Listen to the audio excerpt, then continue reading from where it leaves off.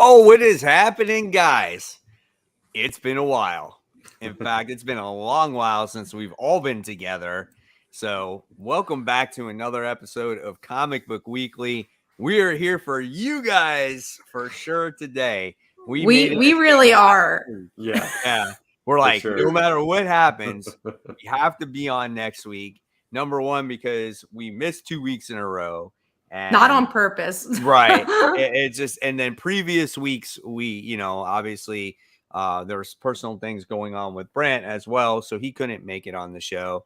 So, but we made it a thing today for us to be on. So we can definitely talk about Spider-Man, and Superior Spider-Man was never in the plans to talk about because that news just dropped. I don't know, was it a day ago or something like that? It was late yesterday, right? Yesterday, you're right. Yesterday, I think it was. Yeah. So, so welcome to the show, everybody. We welcome you for sticking with us, thinking that we did not abandon you. We're always here, right? Some way. Guys, I had jury duty last week. So once I got home, I was like, so funny when I got, first of all, the jury duty I couldn't have my phone all day, but that was fun. But I was actually late to come home because my phone like exploded on me. My maps wouldn't work. And I was like in Brooklyn and I was like, oh my God, if my maps doesn't work, I couldn't call anybody. I'm like, I'm just lost in Brooklyn. So I was like 45 minutes trying to make my phone work. So it was a day after that happened. I was like, guys, I can't go on. I'm going to bed. So, but I am glad that we are all on and we have a lot of news to talk about. I will say I see a lot of people talk about Spider-Verse. I am the only one who saw it. So no spoilers. Please, let Mike have fun with it. Absolutely. Yeah.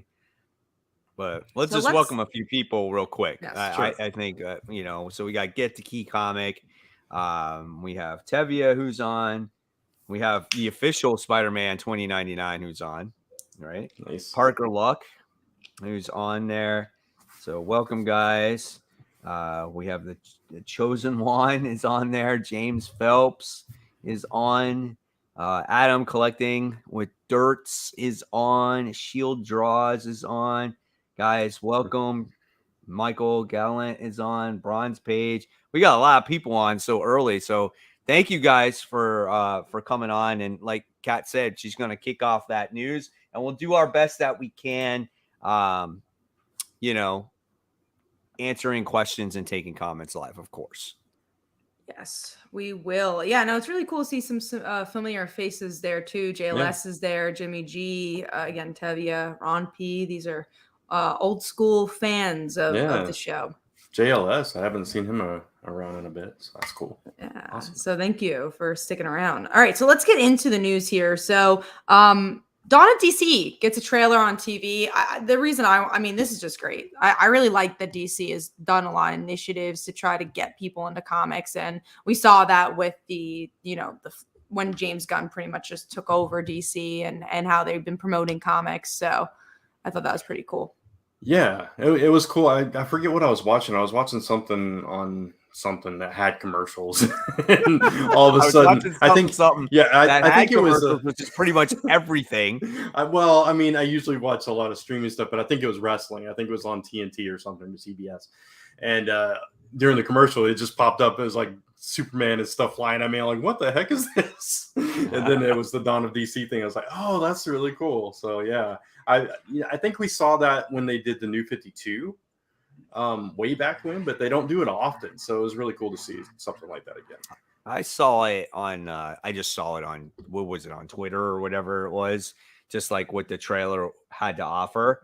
But I think it's cool, man. I mean, honestly, you got to do that every once in a while, because how do people know that this stuff exists? Like, I get it's the internet that's out there, but not everyone is searching on the internet for comic book stories, right? So if you want a wider audience, you got to advertise it out there. Let people know this stuff exists. It's interesting, even now, that I still get people that say, oh, they still make comics? It's like, yeah. It never stopped. Almost in the 90s. People definitely asked that. I was at a Pride this week selling my books, and somebody asked, because there's all comics, they're like, oh, this is really cool. And that person asked, like, they still sell comics, and they're like, yeah, they still sell comics. Like, oh no, I know they sell them in a comic book store, but like I miss the days when they sold them at like Walmart and Target. I'm like, they do that too.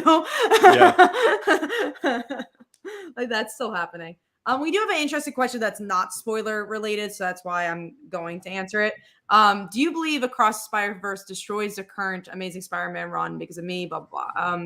But the reason I wanted to answer this question because I was before I was here, I was fulfilling for my Kickstarters with my business partner, and he was saying like, "Oh man, it's so weird." Because I was talking about being on the show, and I was talking about like, "Oh, we're gonna talk about Miss Marvel's death and all that," and he's like, "Yeah, it's so weird that like the Spider-Man comics can be in the place they are, and you know, this movie came out that most people are saying is the best Spider movie ever, and I will also state I think is the best Spider-Man / comic book movie ever." And it's like, oh man, it's so weird that the Spider-Man comics could be in the place it is. So no, I don't think it destroys the run, but I just think it's interesting. Like, how can they make such a good movie and not want to do the same for their comic? I agree. I mean, I don't think it destroys the run. I think obviously it's two different things in a way because this is movies and that's comics, and I'm not saying that comics or should be any less, but when you see something on the big screen and especially that it's animated, I just think, when it comes to animation, you can do so much with it and you can put so much more on the screen with it, and it makes it so much more big. You know what I'm saying? Yeah. And they've done, when it comes to Miles, they've done everything right. And let's hope they can continue that. And being that you're adding all these different Spider-Men in there, again, seeing that on the screen for the first time, I think it's very, unique and different. It's like when you saw Iron Man on the screen for the first time, right? And you saw all these superhero movies on the screen for the first time. We were amazed, right?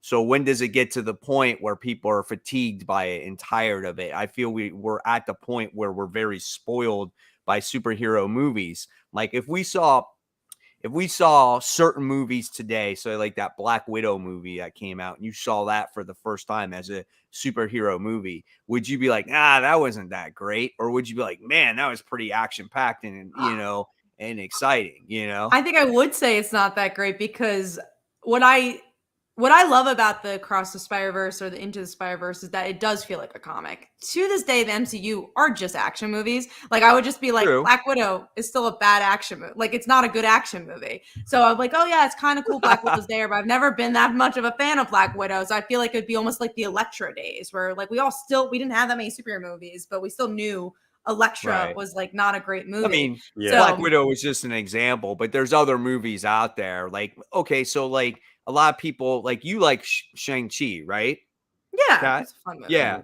So right. So Shang-Chi's out there and a lot of people are like, this ain't good. This has nothing to do with the MCU. But if you saw that for the first time, like if that was a superhero movie and that was there for the first time, you would probably be a little bit more impressed than you were maybe before, you know what I'm saying? Because everyone had this high expectation with Endgame and all those other stuff. What I'm saying is that I feel like in a society with superhero movies, we are spoiled at this point. We expect everything to be so good every time. We are, but I think that's what's so interesting about, because I do think we have superhero fatigue. I watched Guardians Volume 3 and it was a fine movie. It was really good, but I'm like, I don't want to spoil the movie. You feel like you're over it. Yeah, I'm over it. I'm like, I've always stated that with the MCU. I like the MCU movies, but I'm not the most hardcore MCU fan. Like, there's bigger fans of those movies that are not even fans of comics, which is fine. Sure. But then when you do watch something that's like Spider-Verse, it does feel more like, see, MCU is a superhero movie. Spider-Verse is a comic book movie. And then I would say the only comic book movie that exists is the Spider-Verse films. And I think that's why I feel spoiled of like, oh, wow, I can see this. This never has happened before. Maybe the closest that's come to that is like Batman, the animated series. Right. I think that's this really interesting place we're in right now. I mean, I did feel like that when I saw the first Spider-Verse movie, like the animation of it, they made it feel like it was a comic. They made it feel like it was comic. There was comic book pages. They showed comic book covers. Like it did really feel like that way. And that's what's, again, going back to what I originally said, is that animation. It makes it feel more like a comic book movie. Yeah, and also like you said, Mike, it's just the scale of things. Like the MCU movies, I love them, and it's really cool. But like you look at Civil War, and it's like you can't possibly do what you did in the comics in a Civil War movie. You just can't coordinate that many actors and that many storylines and that many characters and all that stuff. So with a animated thing, you can just kind of go all out. And Right. like with this one, which I haven't seen yet, with all those spider characters and stuff, that's something you could never do in a live action thing. Oh, I would sure, say with yeah. Across the Spider-Verse, and this is not a spoiler, I wouldn't spoil, but there is a certain comic that is done word for word and panel by panel in this movie, which Wow. blew my freaking mind. Like there's actual panels from that comic, and there's a Mhm. certain person that literally there's lines from that comic Wow. that they That's- rip apart and they yeah, like that's put it really cool. into the movie, which is Yeah, like, that's really whoa, cool. I never knew. And yeah, I can't wait until you guys see the movie, because when you do, I would love to like talk about it. There's so much to be said about it, about like how it's a comic book. Anyways, let's get into the next news piece. Again, no spoilers, guys. No spoilers, no spoilers. That's all the Across the Spider-Verse talk we're gonna have. So next is the current creative team is leaving Captain America, and that actually ties into the next news piece, which is JMS, who had a big Spider-Man run, is returning to Marvel and actually going to be writing Captain America. I like the current Captain America run. I actually really like this creative team. It's very interesting, and we'll talk about this with Superior, that Marvel's like, yeah, let's just bring back everything that we know works, but not really trying anything new. And I don't know how to feel about that at all. I'm also, I mean, I'm notoriously on this show not a fan of JMS's Amazing Spider-Man run. So, and I really wasn't either. Yeah, it was the whole other thing, right? And the Norman Osborn stuff, and yeah, And- I just wasn't a big fan. And the then he wasn't Morbius in that too, or no? Maybe Not Morbius. Moreland. Yeah, Moreland. Yeah, for sure. And then He's you had John Romita Jr. artwork in that too during that run. It's like, come on, man. Some people really like that run, though. I know. I'm one of the few that doesn't, I guess. But yeah, no, I think there's. I mean, you have the Sins Past situation in that run, so I don't think you're the only one. Right, exactly. So it's like you, Kat, I'm liking this current Captain America run. So to think about him coming onto that, it's like I don't, it's hard for me to get into a Captain America book anyways. And this was like the first one in a long time that I've been like, oh, this is really good. So I'm kind of nervous about it, actually. So I guess at least we don't love Captain America, so I guess worst comes to worst, we I just drop it. I have not read this run, and I know you guys are kind of enjoying it. I've heard other mixed reviews about it, but I know that for as far as I know, it doesn't sell that well. So I think the best way to put it is it's not a Punisher where you're like, whoa, why are you not reading this book? But it's like, oh, I'm somewhat liking Captain America. That's fun. Right. Yeah. And so to say, like, okay, Straczynski maybe didn't like his Spider-Man run, but you might like the Captain America run. I mean, I don't think he's definitely not he's a competent writer, right? Oh, so yeah, for sure. So it's like maybe he can do something that we haven't seen with the character in a while. And that's what I hope for, Yeah. Yeah, absolutely. I don't want to like disparage his skills or anything. I really didn't like his Amazing Spider-Man run. And that's like the thing that sticks out in my brain when I hear JMS. Of course, yeah. Be Man's World says that they really like JMS's Thor run. Yeah, I know which I've never read. I haven't either, but I remember it being excellent. When did he do that? Because Jason Aaron was on Thor Forever. Was it before that? Yeah, it was before that. Be before that. Yeah. I think it was like in the Dark Reign era, somewhere around there, maybe. Gotcha. All right. Well, let's That's get when into I just started reading comics again during that Dark Reign stuff, right when Civil War was going on, and then Dark Reign. That's like that 2007, 2008 time. And I wasn't reading Thor at that time. I wouldn't even touch Thor because I just wasn't a fan. I wasn't a fan of Thor until Jason Aaron's run, honestly. All right, let's get into the next thing. Speaking of Marvel, Jed McKay is ending their Moon Knight run. I know you guys have been least think Brent's it's solid. I frozen. don't know if you guys. Oh, Oh, he's frozen now. He's kind of frozen, kind of not. I don't know. He said his router. Oh no, he's good he's now. kind of. Let's see. I'm back for now. Yeah. He is Y'all back can for hear now. me. So Brant, Yeah. why don't you start in talking about I forget what we're talking about. Moon Knight. Moon Knight. Oh, yeah. It's time. Honestly, it's not his strongest title, Jed McKay's, but I do enjoy it. I still read it, but I think that particular story has probably run its course. So I'm fine with him going off and doing something else, and Avengers. Yeah, absolutely. So, but yeah, it's been a fine run. It's just not the strongest of his offerings, I think. So. Yeah, which we haven't talked about Avengers. Did you guys like that? Because I thought it was solid. I thought I really liked it. It's actually my pick of the week. Book. I thought it was a really good book. I thought if that was a way to introduce a like a team book, that was it. And I feel like he got Captain Marvel perfect in that. Yeah. And I love the thinking process of her selecting a team.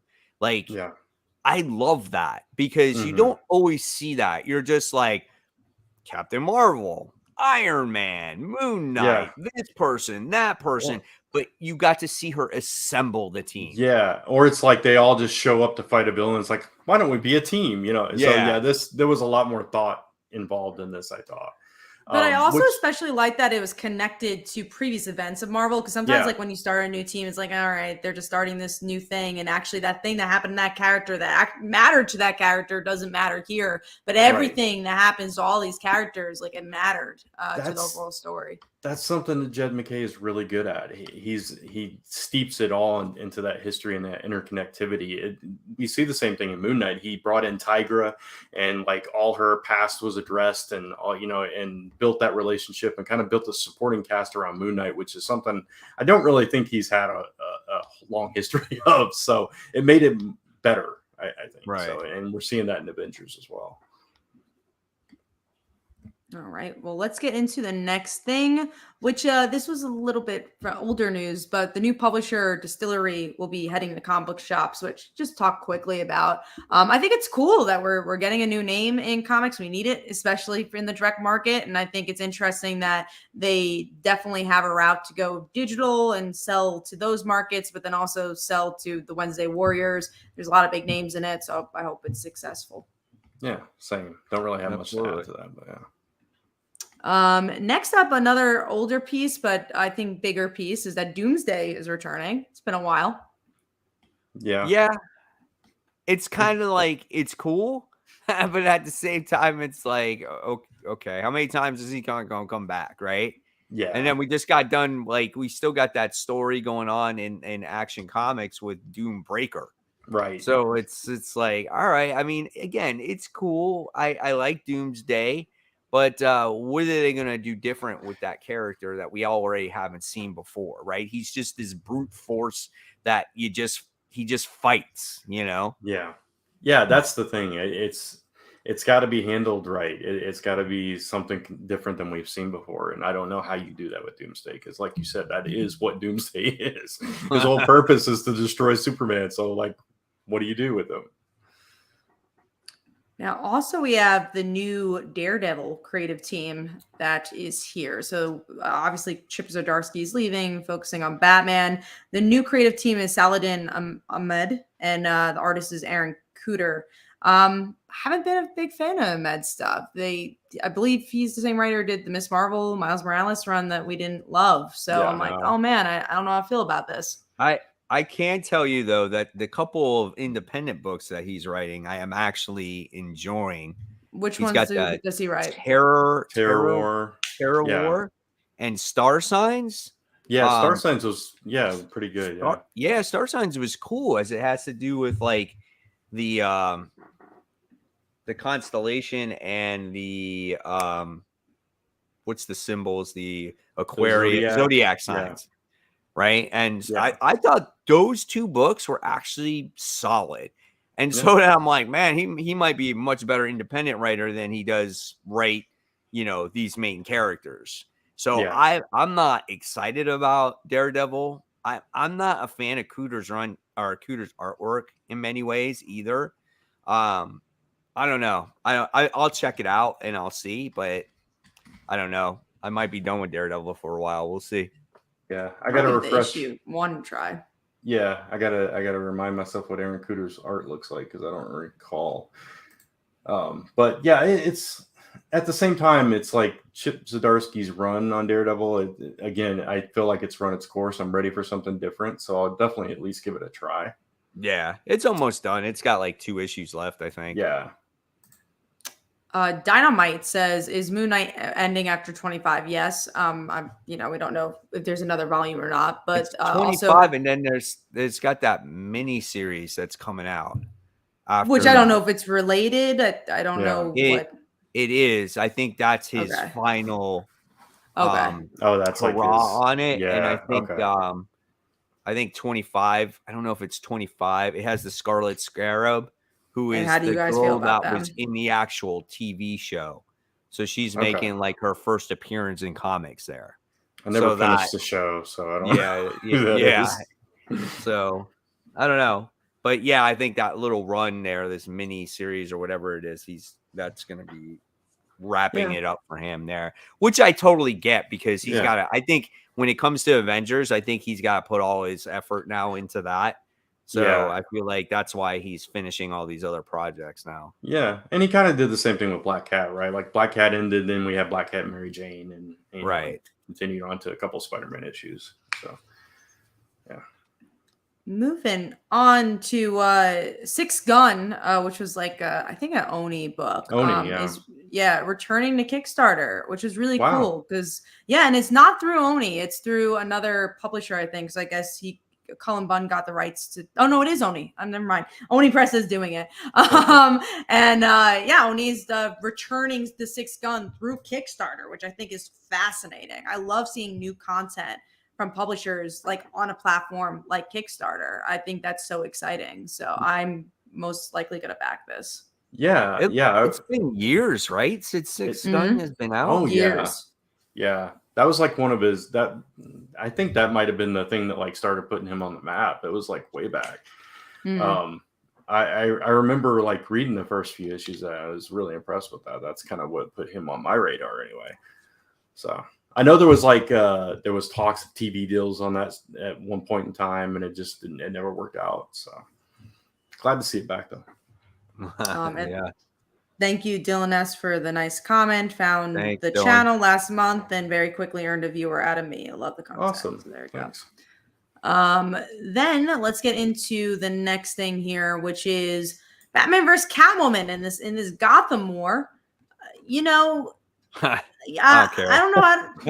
don't know how to. At least it's an arc, I guess, because we were stuck. But they want you to buy Catwoman. That's the thing. They want you to buy that book. I mean, I'll give it a shot. I'm not excited, but it's not going to be just Chip Zdarsky writing that. It's going to be it's going to be him and whoever writes Catwoman. Who's writing Catwoman? I don't remember. Howard, I think. Tina Howard, maybe. Yeah.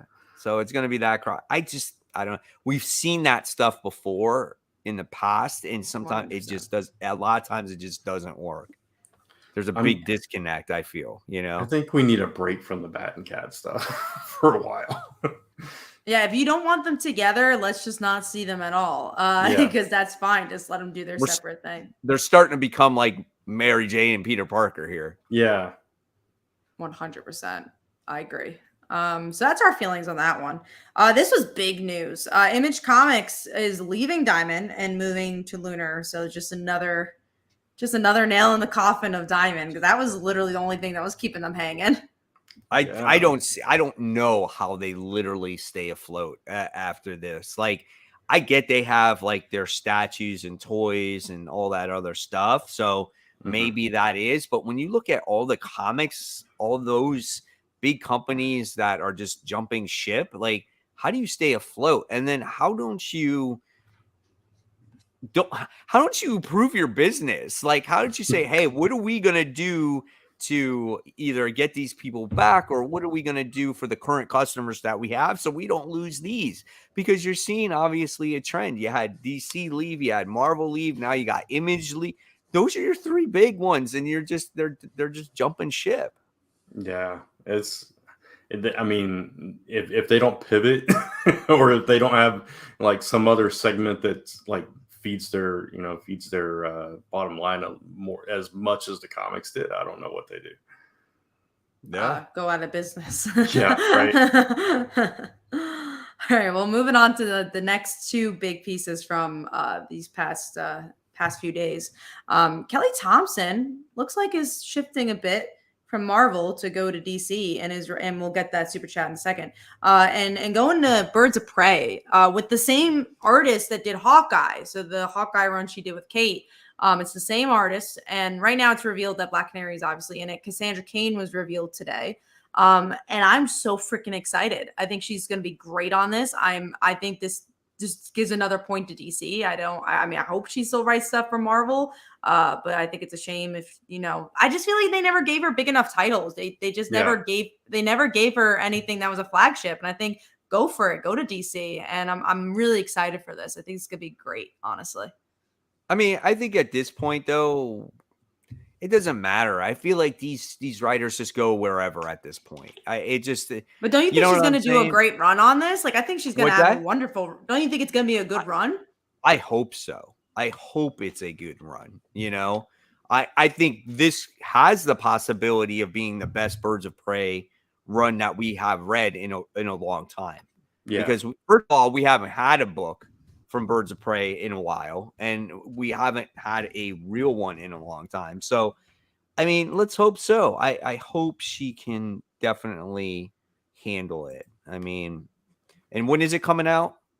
October, I want to say. October. I think it's like fall. So towards the fall. Yeah. I'm excited, man. I think it's cool. I am too. I think though that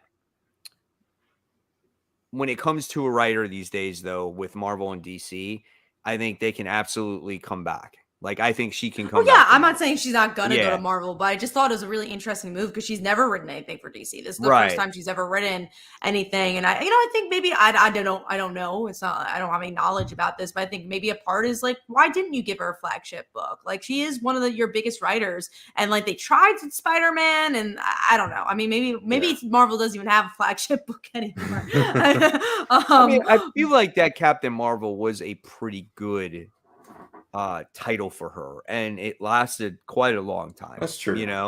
And I think why not an Avengers? Why not a Spider-Man? Like, why didn't she become the writer for something like that? I don't know. She did have Black Widow. She did Black Widow, right? She wrote Black Widow, yeah, which was phenomenal. That was pretty good. Yeah, I mean, so she's hung around the Avengers type of thing, right? That was like her deal. Like, she did West Coast Avengers. She did, obviously Black Widow, and then she did Captain Marvel, and she created Jeff. I mean, so there was some good stuff there that she created. All right, you excited for Brant? Or Brant might pause. Did he freeze? He's in the frozen state right now.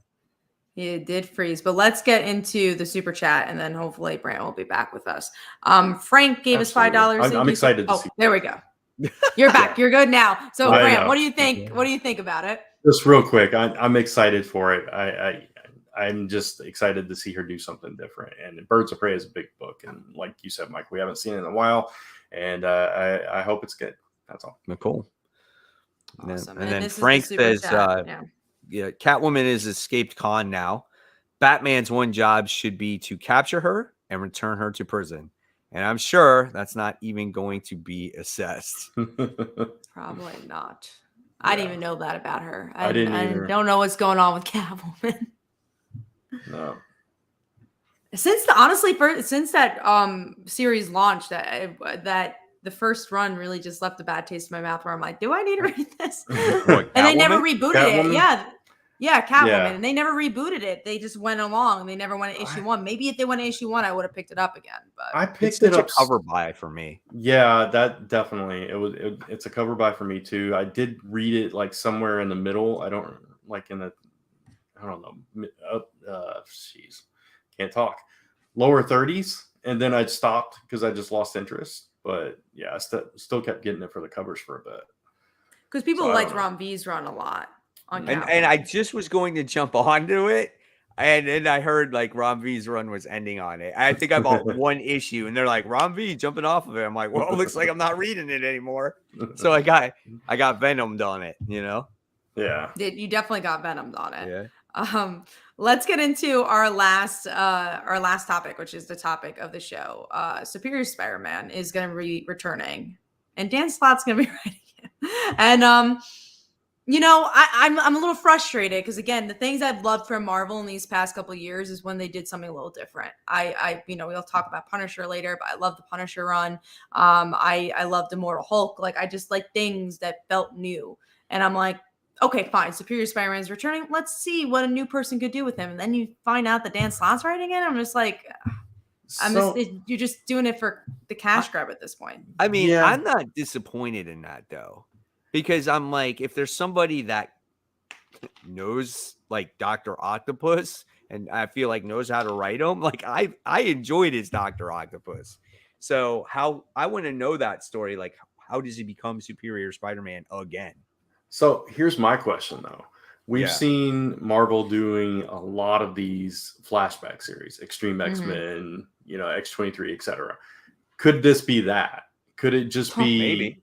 Yeah, it could. It's just like a lost story in the Superior Spider-Man saga. Yeah, I could see that. If it is that, I'm not as excited. Yeah. Yeah. Go on. For me, I like those books. I like them. Like, so like for some instance, of them. like the Venom book is really, really good. It's got like Silver Sable in it, and it's just a more simpler comic compared to where Venom is right now, right? And I like the Joe Fixit book. I thought that was a lot of fun. I think they're good. I just think we don't need everything in current continuity. And we can go back and Brant makes a good point there. Maybe it could be like a 6-issue story that that we didn't see at that time. It could be. I think I'm just getting frustrated with Marvel doing the same things over and over again. I think that's why I'm like, I'm cool with them doing retro stuff. They're like, I'm even enjoying I enjoyed the Extreme X-Men stuff for what it was. Like, I'm not saying don't do nostalgia, like have your little corner of nostalgia, but like give me something new while this is all happening. And Spider-Man, obviously we'll talk about it, but I guess they did something new, but they really didn't. Like, it's stuff that Marvel and comics have been doing for years and years and years. Especially Marvel. They've killed these type of heroes and brought them back in a year. And I don't know. I was just getting frustrated with it. And like, there's so many series I loved from Marvel that just don't exist anymore. Spider-Gwen, Runaways. Like, there's so many titles. And again, I'm happy that we have like a new Avengers run. I really like Hellcat. I'm not saying there's bad titles at Marvel, but it's weird to say because I'm coming from a more of a Marvel fan, but it's interesting to see DC kind of reinventing itself now and doing more of like the Green Arrows and all these other books. And I'm like, I kind of wish Marvel was doing that instead of what they're doing now. They almost are getting into a DC rut, what they were in a couple of years ago. When you look at Superior Spider-Man, I think, if I remember correctly what the article said, I think the last series that we had of Superior Spider-Man, I think it was either 2012 or 2014. So when you look at that, it's almost been 10 years since you had. But the same writer, though. It's the same person who's going to be doing the same things. Look at Spider-Verse. Look at Dan Slott's Spider-Verse. It's the same exact sometimes thing. we say this, though. Sometimes the same writers have the best voice for that particular character. And I'll stand you corrected because the previous Superior Spider-Man was written by Christos Gage. It wasn't done by Dan. And you like that one a lot, the Christos Gage one. I liked it, but I still like Dan Slott's original one. You like his the more. main series. That's interesting. Yeah. Right. I just don't. Oh, go on, Brent. I was just gonna say I really enjoyed Superior Spider-Man, that run. So if it is a flashback thing and it's Dan Slott, that kind of makes sense to me, and I'm fine with it. And it's just there, you can pick it up or not. If it's a new thing, I'm kind of in the middle. Like, I think Dan Slott gets that character. Obviously, he created it, and he did some really interesting things with him. So he would know him inside and out. But at the same time, I do want to see fresh takes on things. So it's kind of, I'm in the middle of you two, I think.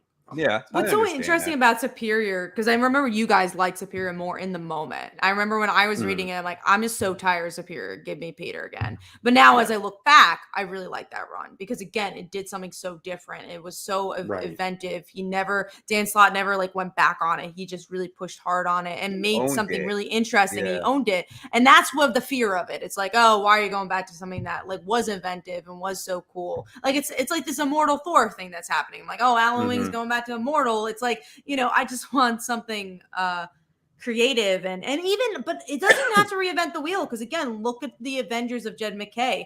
It's going back to basics, but still feels like it's something new. And that's what those are the type of runs I really like is like, don't like disrespect the characters, but do something that way. I feel like things are progressing. But yeah, we'll see where it goes. Obviously, I'll pick it up and I'll eat my words if I really enjoy it. But, I mean, you never know. It could be something really good, right? It just you just never know with these things. I mean, I never thought that Black Cat would be a great series, right? It's like, oh, how can we make Black Cat have her own solo series, right? And you got the right writer to do it, and now you're like, wow, that he did something different with Felicia, and now you can appreciate the character even more. So like you said, Kat, hopefully we can get more series that, are different. And they've been out there, like you said, right? Punisher's been good. It's not like they don't exist. Right. A lot of people do like the Moon Knight series. I heard, I'm not just a Moon Knight fan, so I couldn't really get into it, but we've had a few, and you always like to see new and different stuff, of course, But who do you think is currently doing it better as a Marvel fan? Do you think Marvel's doing it better or currently DC? And again, I know DC has not done all their releases yet, but do you think who do you think is doing better? I give DC credit for finally, after years, releasing new books, and the focus is not on just Batman, which they truly need, because if they don't, the company is going to falter very soon, right? However, with that being said, they've only come out with 1 or 2 issues of each series. We don't know how these series are going to turn out in the long term, right? So we all get pumped up for these very first issues, but what are they going to be like 5 or 6 issues from now? And I know Green Arrow is only temporary. It's right now. Is it 12? Is that what they changed it to? 12, right. Yeah. So, but like we got excited for Shazam, and we've gotten excited for whatever else has come out in the past. Well, even look at World's Finest. We're still World's Finest. I love that book. Dark Knights of Steel. Right. Yeah. I think World's Finest is a great book. For me, that's like my favorite DC book right now. You guys, I know, and we'll talk about it later, are really super excited for Dark Knights of Steel. For me, that book is dropped off only because of its release schedule. If it was released on time, that would make a whole different thing. And I just feel like Tom Taylor has kind of let that book slide a little bit, because he's got other stuff going on. And I feel like that book is like not his priority anymore, or his artist makes it not a priority anymore, or whatever the case may be. But, and there's a good comment there. We have Night Terrors around the corner. So this is going to be an event that is being released for DC that's going to interrupt the books. It's taking place in all of their books. So that's going to be a 2-month hiatus on whatever's going on in those books. However, I'm going to buy a lot of those. I think it might be kind of cool. And like I said, I love buying covers, and I think some of those covers look absolutely brilliant. But I do give my hat is off for DC, because they're finally doing something a little bit different. Just keep your fingers crossed that it continues to be good and it doesn't die off like New 52 did, Yeah, I'm worried about the events because, like you said, once they start, it interrupts everything. And we just got started with like these Green Arrow and a new, creative team on Flash coming on, and all these different things, Titans, John Kent, etc. So I'm nervous about that they're going to lose the momentum with that, but we'll see. Yeah, Night Terror is not something I'm most looking forward to. Oh, I can totally get that. That's not Kat's thing at all. No, I hate events. I pass. No, I pass. I mean, I'll read some of them just because look, DC's gonna be stopping. I'm sure there's some titles that look interesting, but I hate events. They're not my thing. So we'll see. But yeah, that's the news. That's all the stuff we had to catch up on for 3 weeks. But let's get into some Kickstarters. We're going to shout out. Me and Brant are going to talk about our current Kickstarters, and then Mike has some friends that he wants to talk about as well. But Brant, you actually have a new Kickstarter, so why don't you talk about yours first? Yeah, Do you want me to screen share it that way? Yeah, you if you could, yeah. I was No going to problem. try, but I don't know what it would do to my internet. Yeah, no, I figured, so don't worry about Yeah, it. appreciate I'll that. screen share, no problem. All right. So my current Kickstarter is Pneumatic Cases Volume 1. It's collecting issues 1 through 4 plus a brand new 16-page story featuring the couple's future granddaughter on her adventures. And it's got all kinds of different content too. We have a special collector's box that I'm really proud of the way it turned out. And we have a exclusive like metal cover. So there's some special stuff that we haven't offered before. And so if you like trades, if you like waiting for that story to be complete, this is a complete story, beginning, middle, and end. You can check it out. We just launched yesterday. We're already over halfway funded. So go check it out. It's Pneumatic Cases. You can go there at lastnumberpress.com/PC, and I'll drop that link in the comments as well.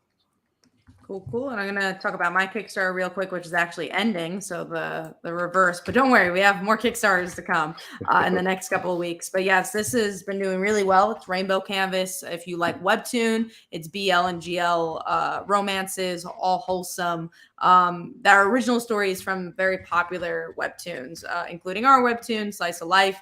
We're super proud of this one. We're gearing close to 600 backers. We have 2 days left, so hopefully you guys go check that one out. I'm going to stop screen sharing. That way I can pull up the links for the books that Mike is going to talk about. So let me pull that up, and then I'll start screen sharing it. All right, so here we go, and we'll share all these links in the comments. So you want to talk about which one first, Mike, again? Destiny, right? No, we'll do Legend of Kyyden first. Okay, Legend. Okay. Yeah. Here we go. So yeah, guys, this is from JW Storytelling. It's a friend of mine, Jesse, who's just launching his Kickstarter here. It just launched yesterday. His goal is a $2,000 goal. He's got 7 backers, $230 left. That got into it right now, and it's a prologue story, as you can see. This is just something that's getting started. So if you guys are definitely interested, go ahead, click on the link here, and we're sharing it on the chat right now, and definitely much appreciated. And then the next one we have is from Frank, who is currently, or maybe still in the chat right now, Destiny Aurora, which is a science fiction story that has been out for quite a while. There's only 6 days left to go. He is fully funded with 64 backers, and we're trying to get this, trying to reach those stretch goals here. So if you guys love science fiction, Star Trek, this is something that for you. And this is the audio version of this story as well. So guys, good luck in your Kickstarters. And like I said, it's my pleasure to promote them for you. There you go, guys. So those are the Kickstarters. So let's get into some comics. We got to talk about the big elephant in the room. Oh, man. I definitely talked about it in my review on this book, and it just it hit the fan, boy. I had like 6,000 views on that video. Like, let me tell you, wow. It was great. And there was comments all over the place. But Amazing Spider-Man, issue 26. So this is it, guys. In the chat, you can air out all your thoughts on it right now. But this story for me, it was so underwhelming, and it just was like it felt so forced that Ms. Marvel was there, and I don't know what I was missing. I guess I forgot that she was a shapeshifter, and like it hasn't been used very often. Seen it since the very beginning, and so if this was not spoiled that it was Ms. Marvel, I could see how this could have made some type of impact, right? Because as the reader, you sit there, you would see MJ get stabbed, and then the next thing you're like, oh my God, I can't believe this happened. And then it's Ms. Marvel. what would have been better is if that wasn't revealed until maybe an issue or two later that it was Miss Marvel. But all of that doesn't matter because you're already spoiled. And when you're reading this book and you see Mary Jane get stabbed, you're just kind of like, that's not her. And you know it's Miss Marvel, you know? But it's just like, I just felt like the way it was done, it wasn't very impactful. It wasn't emotional. Peter doesn't have this real connection with Miss Marvel. It's like they throw in the Fantastic Four randomly in there. And it just did not work in any shape or form. And this was this big buildup, you know, for these 2 issues. And it just did not deliver in any way, shape, or form. It was so flat. And it's just like, at this point, if you're Zeb Wells, you got to pick up those pieces and you got to move on from here. But what pisses me off about this is when you see it at the end of the day, this is a story that was driven by a movie that he's attached to get Ms. Marvel on the map, to get the attention for his movie, for that character. And that's how I feel about it. I feel like Ms. Marvel was his focus point from the very start. And Amazing Spider-Man, Peter, was the secondary character here. See, he was the supporting cast. I actually thought it was the complete opposite. Not in that regard. I see your point of view, but that Miss Marvel was just used for the sake of Spider-Man's story. I think they both don't benefit, right? Because it's like, okay, Ms. Marvel dies in a Spider-Man book because it's just like, oh, now Peter has to feel bad and feel guilty, and MJ has to feel guilty. And it's just like, what did they have to do with each other? Like, it felt like she was a pawn of his story, but then I understand your point of view is like, oh, the sales are doing really well because like Miss Marvel's dying. We're just trying to get publicity for it. Right. I think it's a lose-lose situation all around. It's just like no one wins. It's no one's story in the long run. And it's just like, I mean, it's not a good death. The thing she says in the end, like, oh, I have to save MJ. She's like, I have to save MJ because she's my friend. When? What? When? Right? When did that happen? Now, met. let me ask you guys this: if Kamala was inserted into the book more, and developed a relationship with Peter and MJ throughout this series, then it would have had more of an emotional impact, right? Yeah.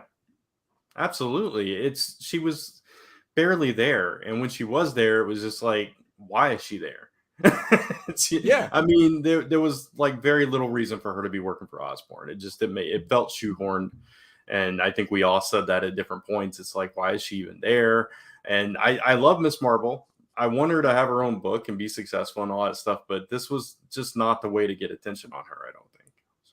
And I feel like and maybe this has to do with editorial, I don't know, but going back to her death, I feel like the words that were said could have been to any character. Her death could have been any character, and that's such a weird thing for someone who has such a unique voice and like has been a prominent character. It's like killing off Miles Morales, you know? He had no personality in the entire, even in the very few panels that she had, she seemed like a nuisance to Norman, to Eddie and Dylan when they were in their fight, when she was interfering in that. Wherever she went, she never felt like she was a presence in this comic that you care about her. Like, I had a rant about why is she even in this book? Why is she butting in here? And then it just tops it. It's like the cherry on top when she's the one that dies in the whole thing. Yeah. And I don't understand why this doesn't connect to her narrative at all. Maybe this Fallout issue will, and we'll see like how her friends react. But her supporting cast members are so important to her, and it's honestly just so. And they're not around. Everybody. Yeah, it's like Miles wasn't even around, and like they're close at least. If you had Miles in it, it would make a little more sense. But there was no impact, especially with the spoiler. And it's like you already knew it was coming. You're just watching to see how it happens, and see, that's what you're hoping for. You're hoping for, if I got spoiled, I want the story to at least be impactful to me. Right. And it definitely had a bad effect on me. I was very emotional, but in the wrong ways, you know?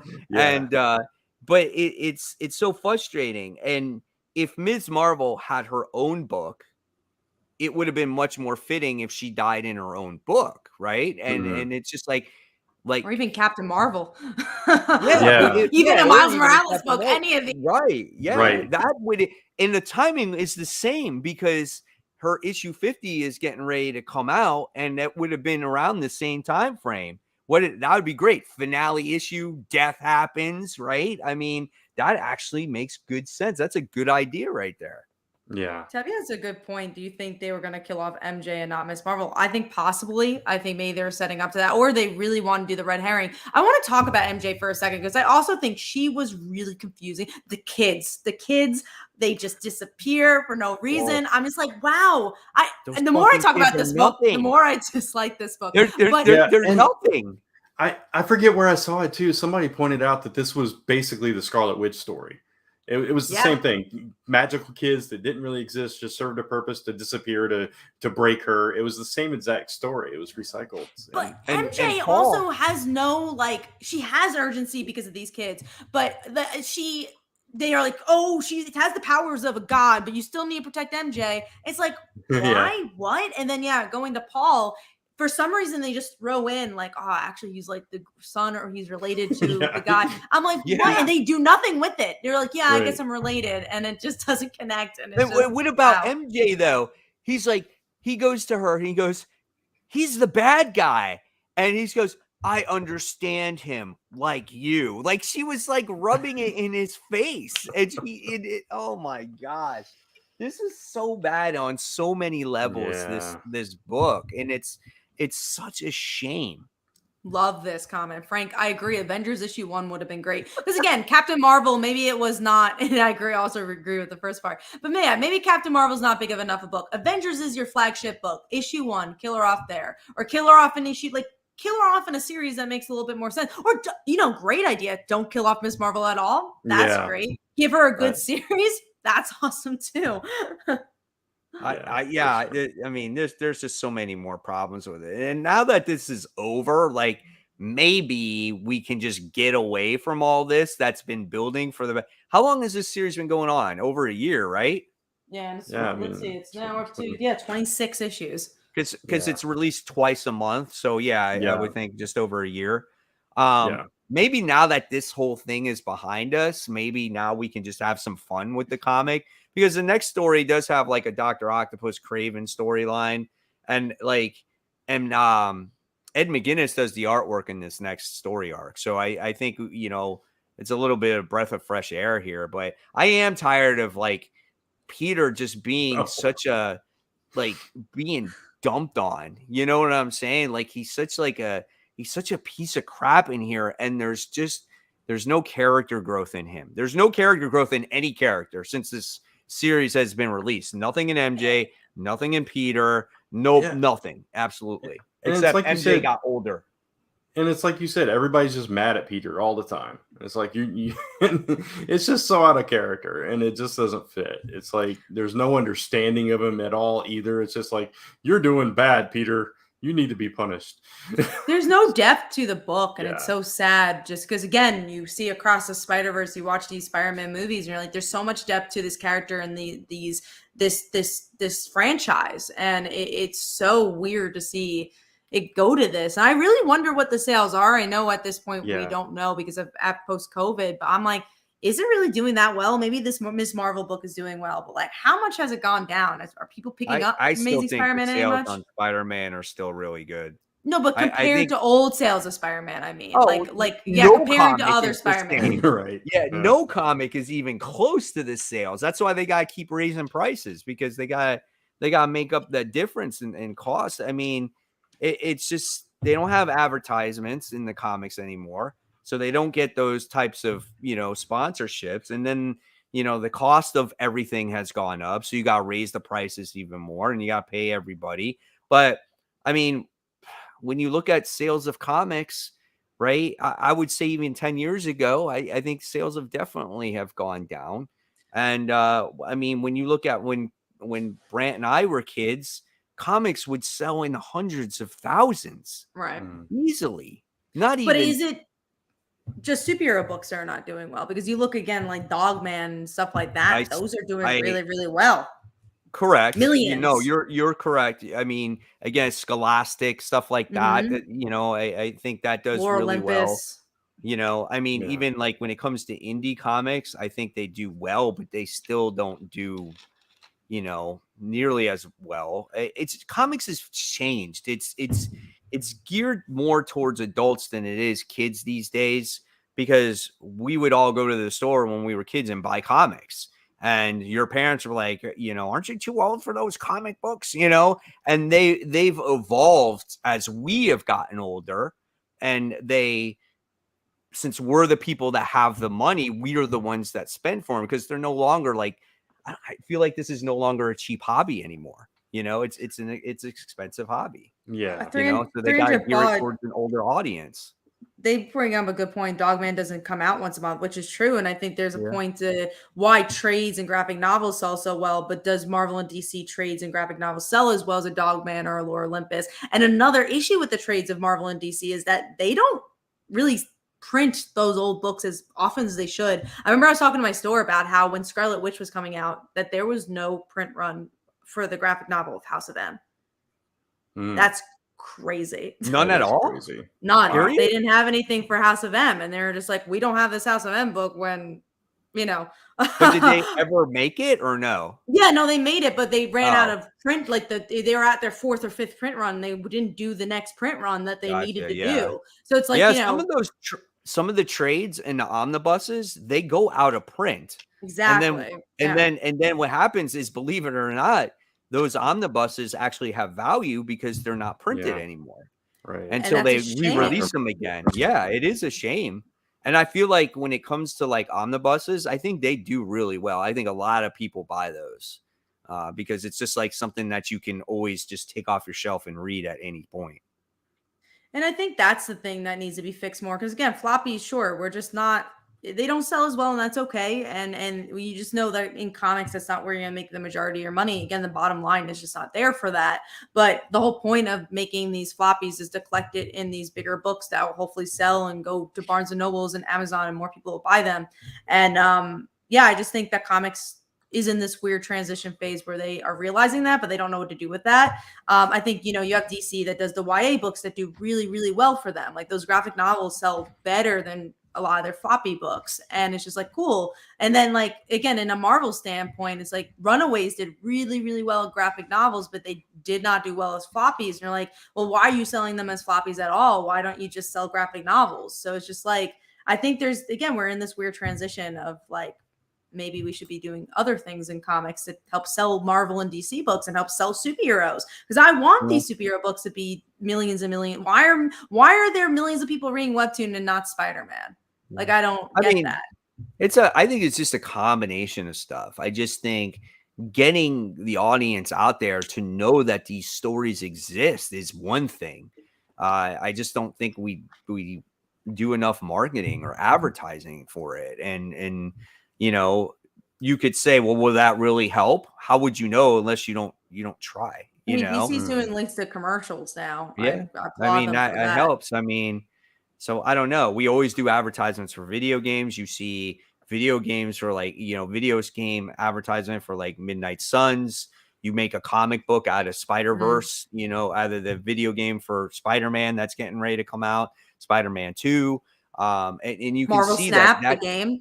Like that's Marvel popular. Snap. They did a lot of advertisements for that, and it's just like you can do that stuff in comics. It's okay. I mean, I get it. It's not your huge, money maker, but it's the old saying. Sometimes it takes money to make money, right? So you got to spend it to make it, and that's just the way it is. But I got a question. So I mean, listen. After reading this book up to this point, is this your least favorite run when it comes to Amazing Spider-Man that you've read after all these years as of right now?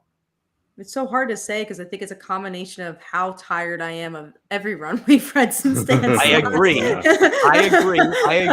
But when you look at the build up to this, and at the end of the day, what did this accomplish? It was worse than Nick Spencer's run. Absolutely. I'll say that. I agree. Which is saying something. I mean, and it's not done yet. It's not done yet. But in that article that was written, Wells said that his goal was to stay to issue 50 on this.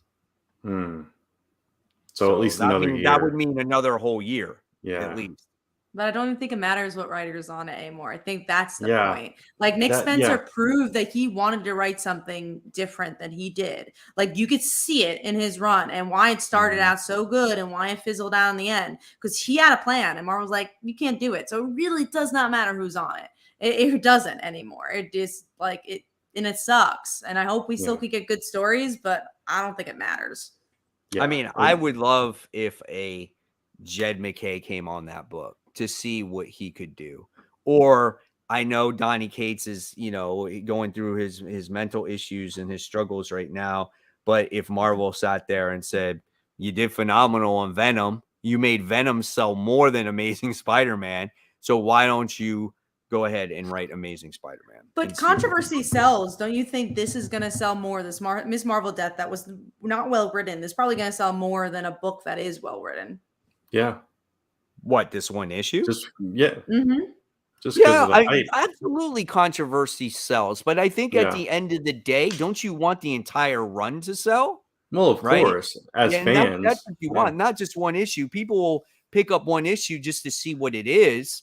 And then it gets this sales bump. But then what happens is it goes right back down again because you're like, oh my God, this is absolute trash. Look at this artwork and look at this, and I know those are harsh words, but what I'm saying is that it's just like, oh, I don't like this art. I don't like the story. It doesn't make any sense. It doesn't get me into the book. Why am I going to read such a depressing comic when Spider-Man is not that? Spider-Man is not a depressing character.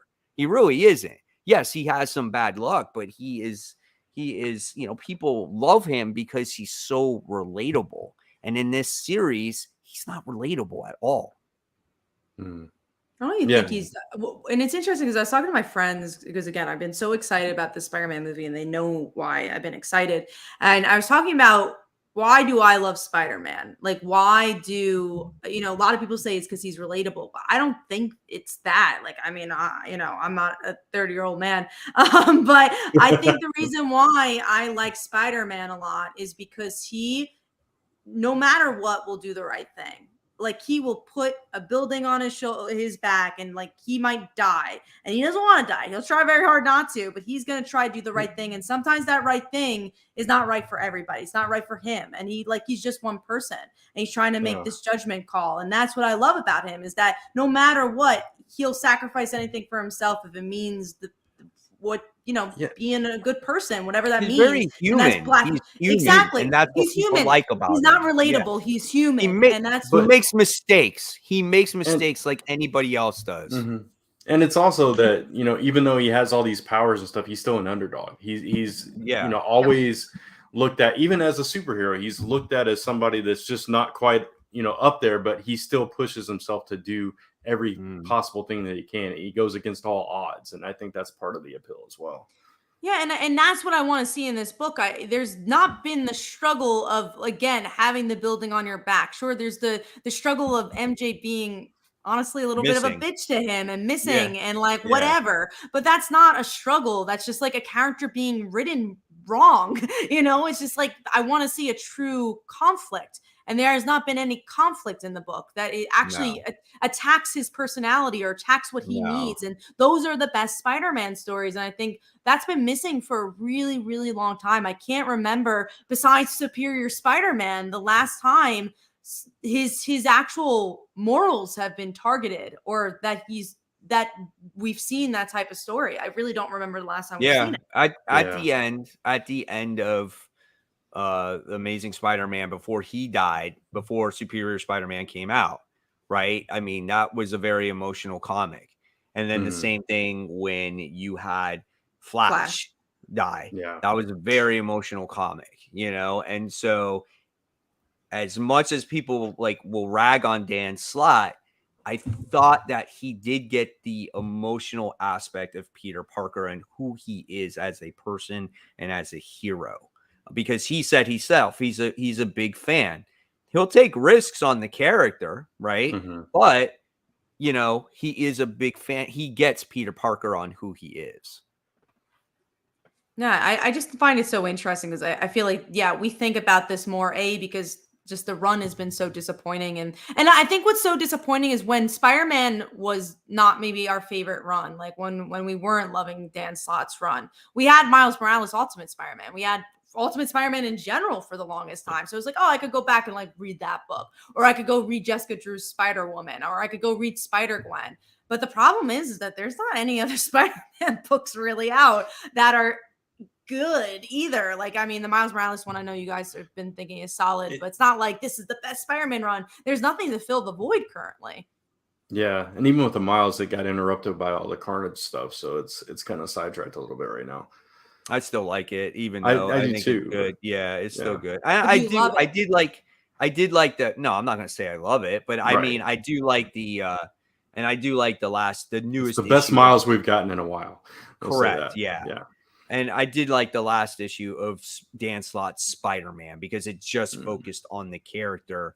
And again, this was Peter being Peter, trying to save everybody as he possibly could, because he accidentally let somebody die in a building, that was on fire.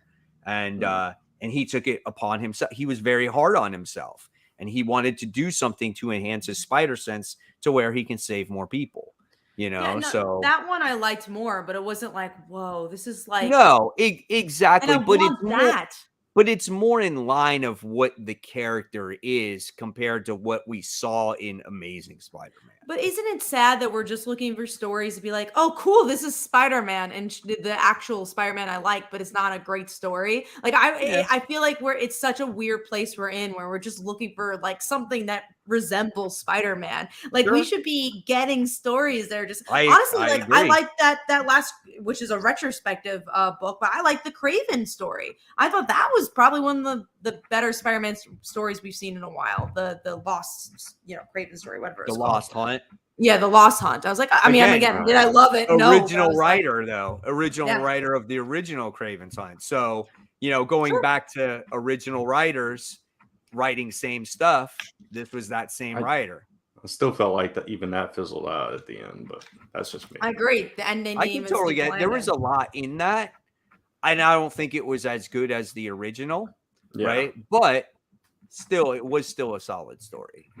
I do want to go back to Tevia's question here, which was about the controversy thing.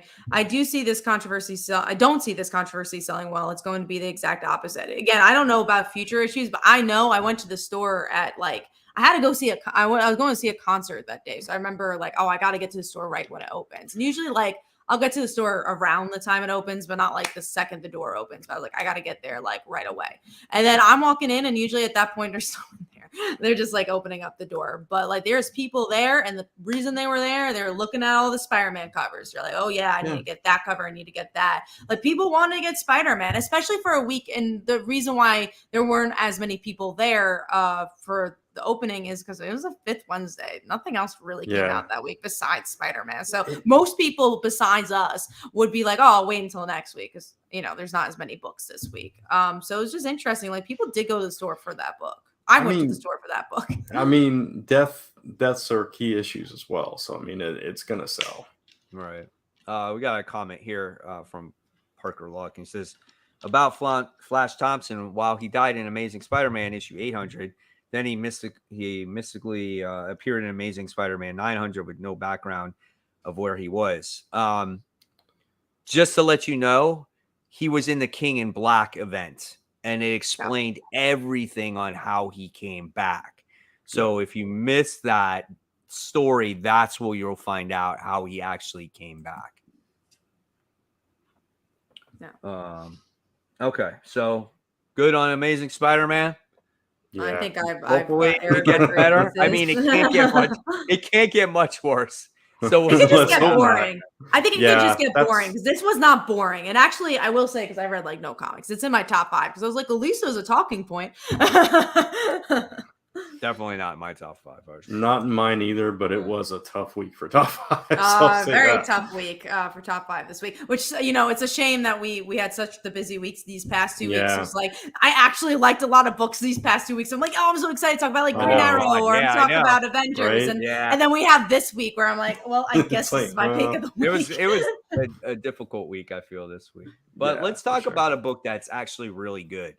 At least in my I'm on opinion, the other side of the fence on that, so it's gonna be I kind of in the middle of where I usually am. So ahead, World Tree, issue 2. I like this book. I like the mystery behind it. I think it's pretty neat how we're having this psycho killer that's connected to this dark web, somehow attacks its victims to the web, and makes them do these like serial killing things, and then when it feels like the time is up, she like kills them.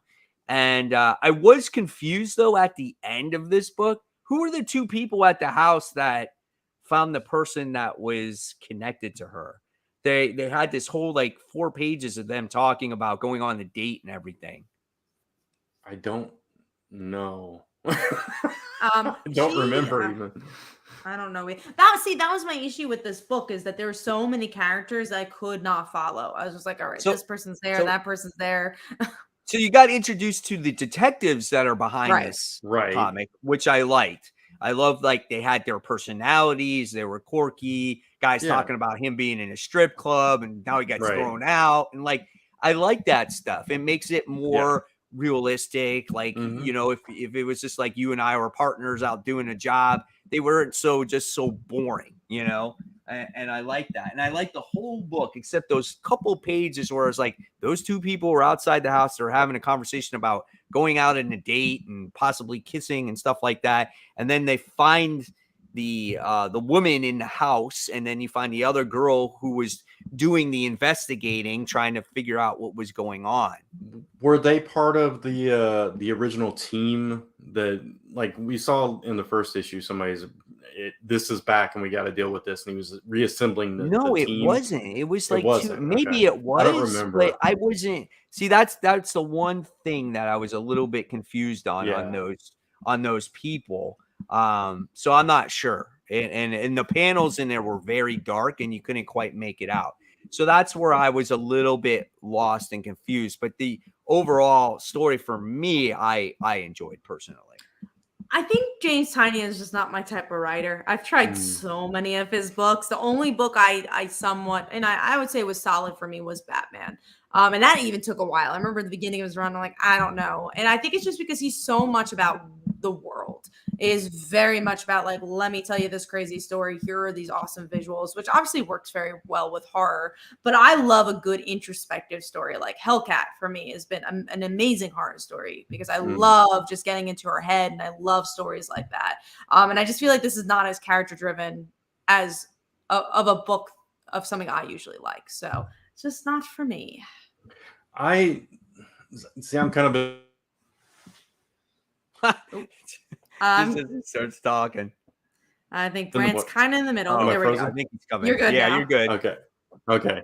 I was just gonna say I like the mystery aspect of it. I like that this girl is just kind of weird and out of nowhere, and you don't know what her purpose is, what her connection to this whole thing is. She's just there, and it's kind of creepy, right? Yeah. And like all that aspect of it, but at the same time, I feel like it's moving a little bit slow for me, and it hasn't given me that thing to be like, oh, this book is it, So I'm waiting for that moment, and if it doesn't come soon, then it might lose my interest a little bit. So that's kind of where I'm at. That first issue did that for me. True. Yeah. Right. And so now you're kind of getting into like, I guess, the mystery aspect of it, and that's where I feel like I'll agree with you. Like it kind of slows down, and you're going to say, okay, well, where does that action pick up? Because to me, that first issue like blew me out of the way, because it was just like this random guy is just killing people, going house to house. He goes to jail. She comes in the freaking jail cell, blows his freaking brains out. And his big brother is sitting there witnessing the whole thing, throws up all over the place. I'm like, holy cow, that is intense. And then you go into this issue and it just goes way, way slow. And so like where's it going to go like in the long term? So I get it. It's like horror mystery. And I do like that, but I don't want it to be like to this slow burn to where I'm just going to be bored the whole time. Right, exactly. And that's my concern right now. Like that first issue is what hooked me to get the second, right? It's like, okay, Right. this is going to be good, but this one, and it's like if we get 2 or 3 issues in a row like this, I'm going to be like, oh man, I don't know if I can handle it, you know what I mean? You know what hooked me for the first issue was that there were so little books out this week though. Yes, I should get this.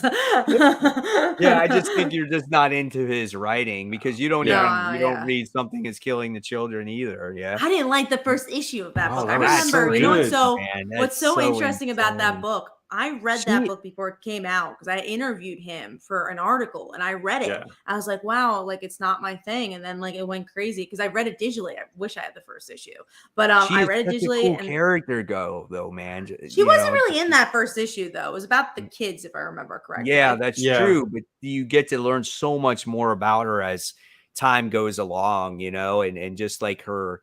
Just everything about her in the house and the family. And then, there's so much that happens. And I know Brant still got to read the whole second trade. And at this point right now it's on hiatus. It's in between story arcs right now. So, but but no, you're not his type of writer. And I can get that. Like I can see like also with the Lake book. Yeah. I dropped that like nice 3 issues in. So like, it was great up into the first 6 issues, and then it took that break. Yeah, and it lost its steam. And I'm like, it totally did. Yeah. I'm done with it. I think he also was like, I can't make money off of this. Well, and the art wasn't that. Right? Yeah, and then the art wasn't that great in it too, and it was hard to make out the characters and everything. So it was really dark. Yeah, absolutely. All right, let's move on. Number 5. What do you got, Kat? Again, it's an interesting week. I got X-23 because, there's not a lot out, and now I'm halfway through this miniseries. It's fine. Again, it's kind of the similar issue I've been having with a lot of these Marvel miniseries where nothing actually happens, and it's if you like X-23, and I like X-23, I guess you kind of get a gist of where the character was, but I feel like she's grown so much past this. We've seen stories like this. It's just fine. It's okay. I didn't hate it, but I also just think it's there. Yeah, exactly. I felt the same way about that. I feel the same way about that whole book. And same thing with Extreme X-Men. It's just like, yeah, it's all right. I liked it. I was fine. It was just one of those books where I was like, it's serviceable. It's entertaining for me. It's just a fun read. It's not my favorite, but I do like it. So, but I've read better at the same time. There's it's just like, what are we going to bring to this? But it was fine. I wonder if Brant will be done with his freezingness. I know, right? We'll see what happens with it. Oh, there he is. There he is. He's moving. All right, you're back, Brant. So X-23, you felt the same way? Yeah. I thought that got in before I froze, but I guess not. But yes. All right. And then Brant, what was your number 5? Punisher.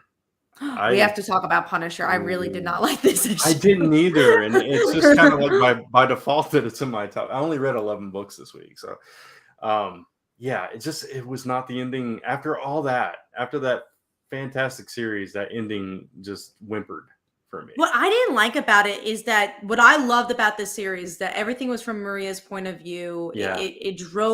The story was driven by her, and this is just like, actually, let's turn it all to Punisher and make it about him again. I'm like, what? Yeah. That was not what this was about. Yeah, the only really good part was her confronting him and telling her, I'm gonna live my life and I'm done with you, and that part I liked. The rest of it was just like, oh, we're going to watch every single one of these people come in and kind of judge him one by one. That's just so boring. I didn't love that. I liked it. I thought it was fun. Because when I look at the overall story, it was a great story. It was. At the end of the day. And I'm not judging the series from it, but I definitely say it didn't stick the landing. And as an ending, I thought maybe it could have been a little bit better, right? But I still enjoyed it. I thought it was a little bit boring with the interrogations and all that other stuff. Yeah. But I did like Maria at the end, she's pregnant. And I'm like, that was interesting. Yeah, I really liked the ending. where are we going to go with this? Because I mean, obviously she's been hooking up with Frank this entire time while they were together. So it's like, she's going to have another baby and it's going to be his kid. Yeah. And it's like, what's going to become of this kid? And she's like a magical science experiment at this point. So there could be something weird with this kid too. This comment is so interesting. It's like this whole book was about how she's like, I want to leave Frank Castle. Yeah, I mean, it explored their whole. They were about to get separated right before she died, so I don't know what's confusing about that. She actually finally got the words out of what she wanted to say before she got murdered. Right, it took her all this time to say it, and I thought that was kind of cool. And then I thought that was what was brilliant. Also Chevy is like, oh, why did retcon Maria to divorce Frank Castle's Punisher? It's like, because she's a character now. She was just a pawn in Punisher's story. Now she's herself. I thought that was the brilliant part of this. She exists. Yeah. And that's what you get out of this run. When you always look at a run and it concludes and you go back and you reflect and you say, okay, what was the outcome? What was the ramifications? And that's always our big thing when it comes to like events in comic books, right? We're always like, well, what was the outcome? What was the purpose? What was the ramification of it? Well, here you wind up getting Maria, who is alive now, and she's her own person, and there's going to be a kid, and so that's what you got. And now Frank Castle is just some in weird world somewhere. Weird world, yeah. Previously, Maria and the kids were just plot devices to further this Punisher story. I mean, very similar to Batman's parents. And then, eventually you explore their lives and find out what they were all about and how they impacted Batman. And that's what this story was. It took a very long time to get there to finally tell this story. But now we finally have that. And I thought it was really well told up until this issue. Same. I thought it was fun. I don't care. Do I have to go? Is that what it is? That is your turn. Okay, mine was I think World Tree. Yeah, mine was World Tree. One thing I will say about this episode, I'm so glad that all three of us are on and that we had such an episode where we're all on. Well, Brant's in the middle, Mike's on another side, I'm on another side. Those are always the best episodes because there are so many weeks where we're just like, yeah, I agree. I agree. Yeah, exactly. But it's always nice when we're on different sides as well. Right. Okay, I didn't read this. How expensive was DC Pride? Was it $10 book? I don't think it made it to 10. Was it a thick book? Yeah, no, it was thick. Yeah, it was thick. Yeah, it was 10, but it was like that's why I figured. Pages. That's why I didn't buy it.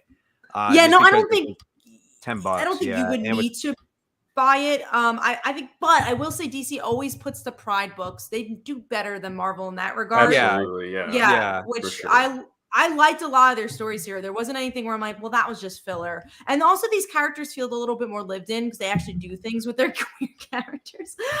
So like I really like the Tim and Connor stuff. Like it's a continuation of a conversation they had in the last annual. There's a really great story with Crush and Poison Ivy and Harley. I really like that one. It's just a solid book. It just was really solid. And I am happy with how they do their prides. It seems like the editorial team is like, no, we actually genuinely want to put on like a really good book. And it seems like they put a lot of passion into it. So I think, Mike, I don't think you lost out because there's not a character in there where I'm like, Mike, you're such a big fan of this character. You should have read this. But I think it's a solid annual. Right. And that's one of the reasons why I don't buy it, because it's kind of like, well, what am I going to get out of this? Like I understand Pride and everything else and that, but it was like, I'm spending $10 and it's just like, what is it going to do, for me? Because I don't have that character attachment anywhere, right? Yeah, no, I totally get that. I didn't get to read all of it, but the stories I did read, I enjoyed. The Tim and Connor one was really good. Being a fan of the Teen Titans series with Crush in it. Picking up that thread and from her individual series, picking up that thread with her and Katie was fun. That's cool to see her again. That's cool. Yeah. And then that Justice League from that different universe, there was a character with Jess from that, and that was good. So yeah, it was a solid read. It was just thoughtful, and I just like Yeah, absolutely. I miss anthologies that mean something because we just have Right. so many anthologies where it's like, oh, it's someone's anniversary, let's do this. Exactly. And it just seems like they actually planned this throughout the year, and like again, all of it connected to the previous Pride book. So Yeah. I want more annuals like this, and I think Yeah. obviously just as a queer book, I think it was great. But like to your point, Mike, I think we need better books that are just with queer people that you could read on a weekly basis. That's not $10, Yeah. you know. Yeah. It doesn't need to be special. No, It shouldn't exactly. have to be a special. There's nothing Right. wrong with putting these characters in your everyday books and having them be out there. It's absolutely fine, you know. And so it is affordable for people, you know. Yeah. And Crush was a great example of that. I think Crush was such a well-written book when Yeah. that came out last time. And Runaways, I still to this day think is a great book as well. So yeah.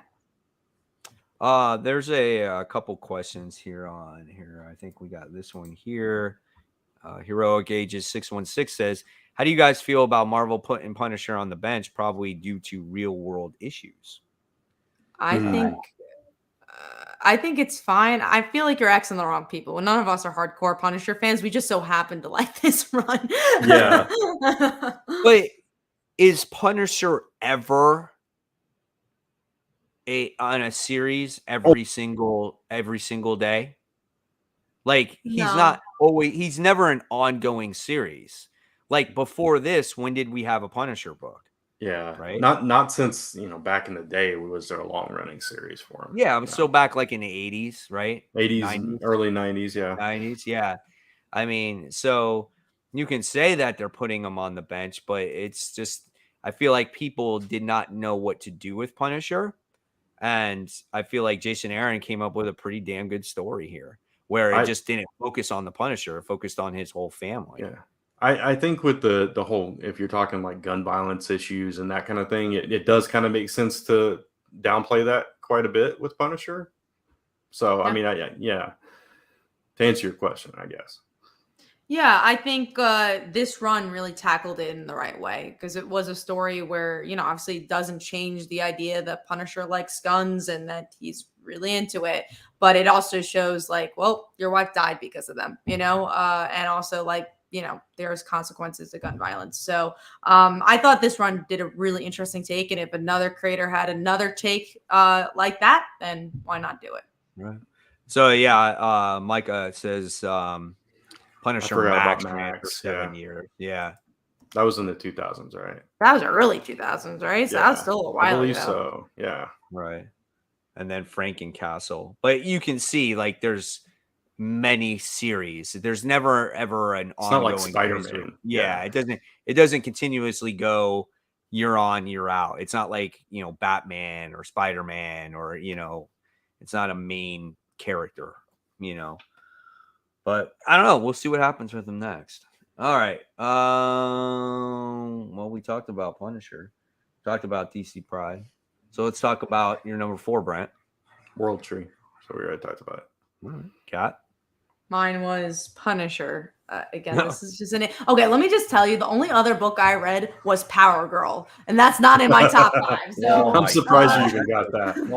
I literally had so little books. I was just like, I guess I'll read Power Girl. I did not want to read that. I opened it and I looked at it. I'm like, this is exactly the same as that story. Yeah, yeah, absolutely. I'm like, except much longer. Why would I want to read this? I didn't read the previous one, so I was just like, let me see what you guys are talking about. And I see. But yeah, just to give you like, oh, why is Spider-Man and Punisher in your top 5? That's why.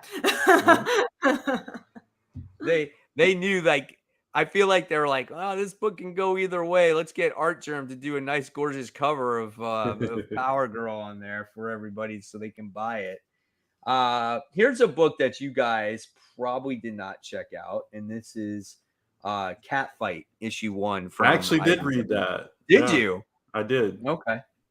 I like this book. I thought it was really fun. good. Yeah. And it was something different. It's like Black Hat on steroids because it's just like, it's not just one character, but it's multiple of, cat burglars, and they call themselves like the Kitty Cat Syndicate. And there's this guy, his name is Felix, like named after Felix the Of cat from course. old school cartoons. Yeah. And he has this grandmother, and there's these people that are threatening his grandmother. And at the same time, he goes to his grandmother's house, doesn't have a real relationship, but she wants this working relationship with him again. And he's kind of like on the fence about it and everything. But in the meantime, you learn everything about these cat burglars and who she was and how she was this master cat burglar in the 60s and 70s. And then it ends with this big, huge explosion at the end, and about these people threatening to try to kill his grandmother. Really freaking good. I mean, Yeah. I was surprised by this book. Yeah, and he gets framed for it, which is another. Yeah, it was really good. It was surprising, and I enjoyed it. Yeah, it was. I love the cat burglar aspect of it, and him not knowing that his grandma was like this huge cat burglar back in the day, and finding all that out right before the explosion and stuff. It built up, and it got you invested in the character really quickly. So yeah, it was a lot better than I expected. It's like my number 6. So yeah, that's cool. Yeah, actually. Yeah, and I wasn't even going to buy this book. This was a book where my comic shop manager said, Mike, give this book a try. He's like, you're gonna like this. So I was like, okay, I'll try it. And then I read it. I'm like, wow, this is great. You know, sometimes it's iffy about books like that, and it just definitely hit the mark for me for sure. Yeah, could have been a larger week. I probably would have never checked it out, right? Yeah, exactly. All right, so that was my number 4. Is that where we're at? Oh yes. So number 3s.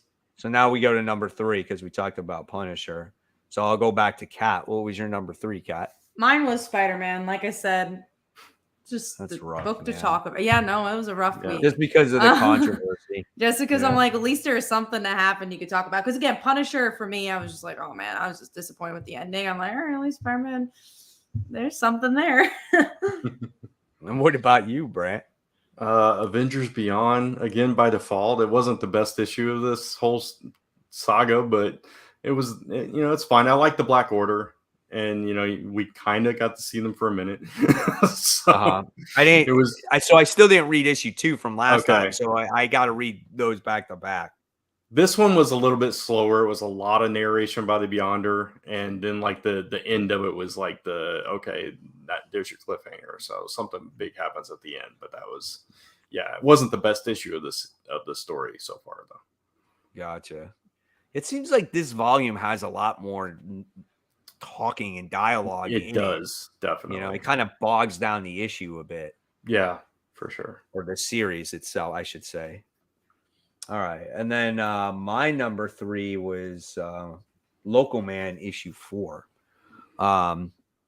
This series, it was quite interesting because I always read the main story first, and then I read the backup story or the story that took place in the past.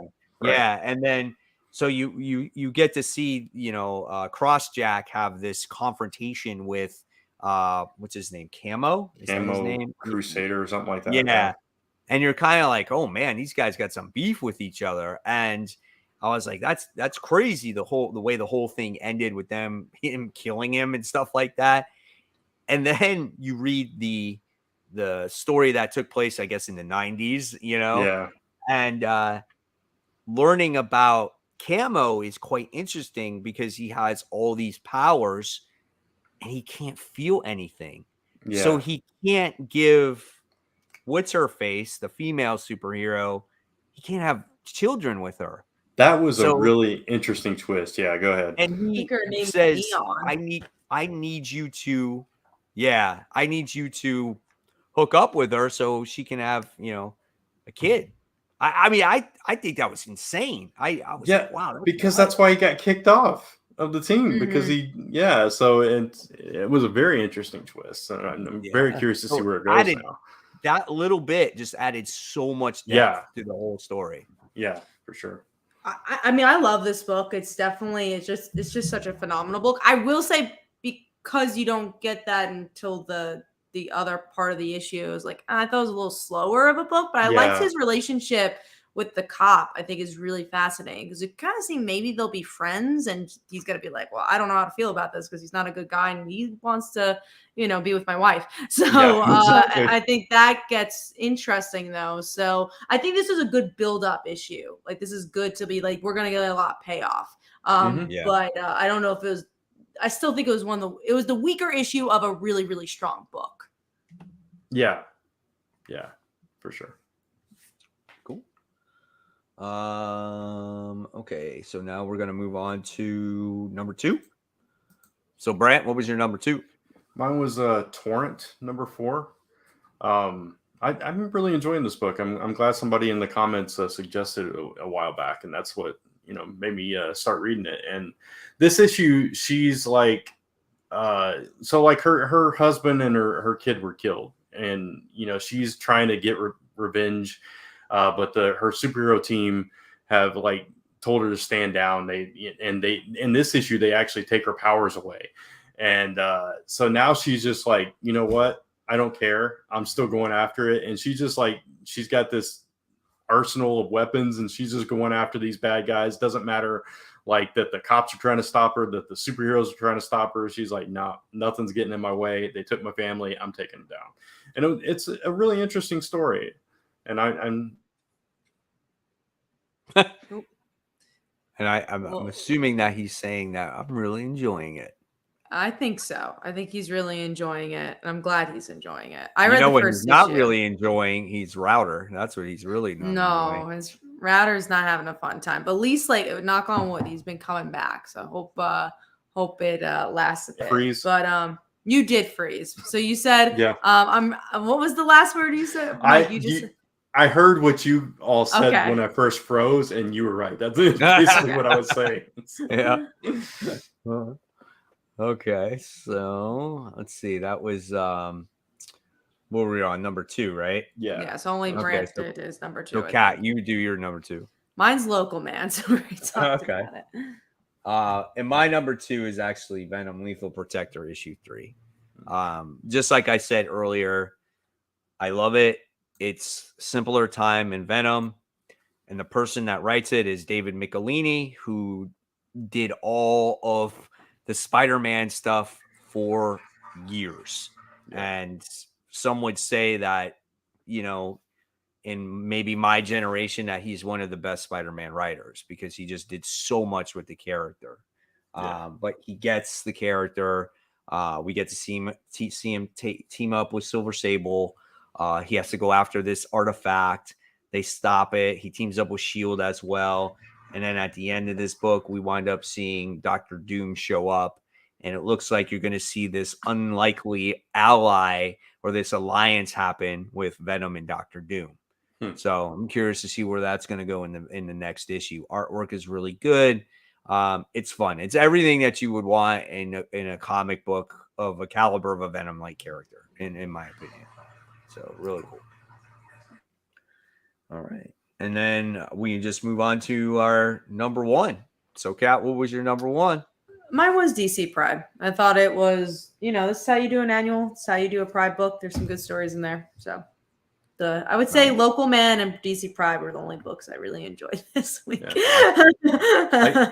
I couldn't include that one because I didn't finish it. So understandable. So what was yours then, Brant? Local Man. And mine was The Punisher. I liked it. I liked how Maria left off. I kind of liked the end of her story. That's what I took out of it. I could care less about the Punisher. He's in weird world, stuck in limbo somewhere.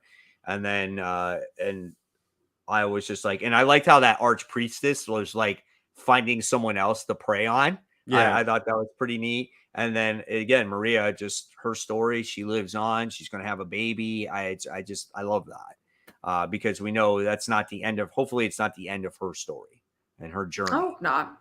Yeah. So maybe Jason Aaron can revisit that story maybe sometime in the future.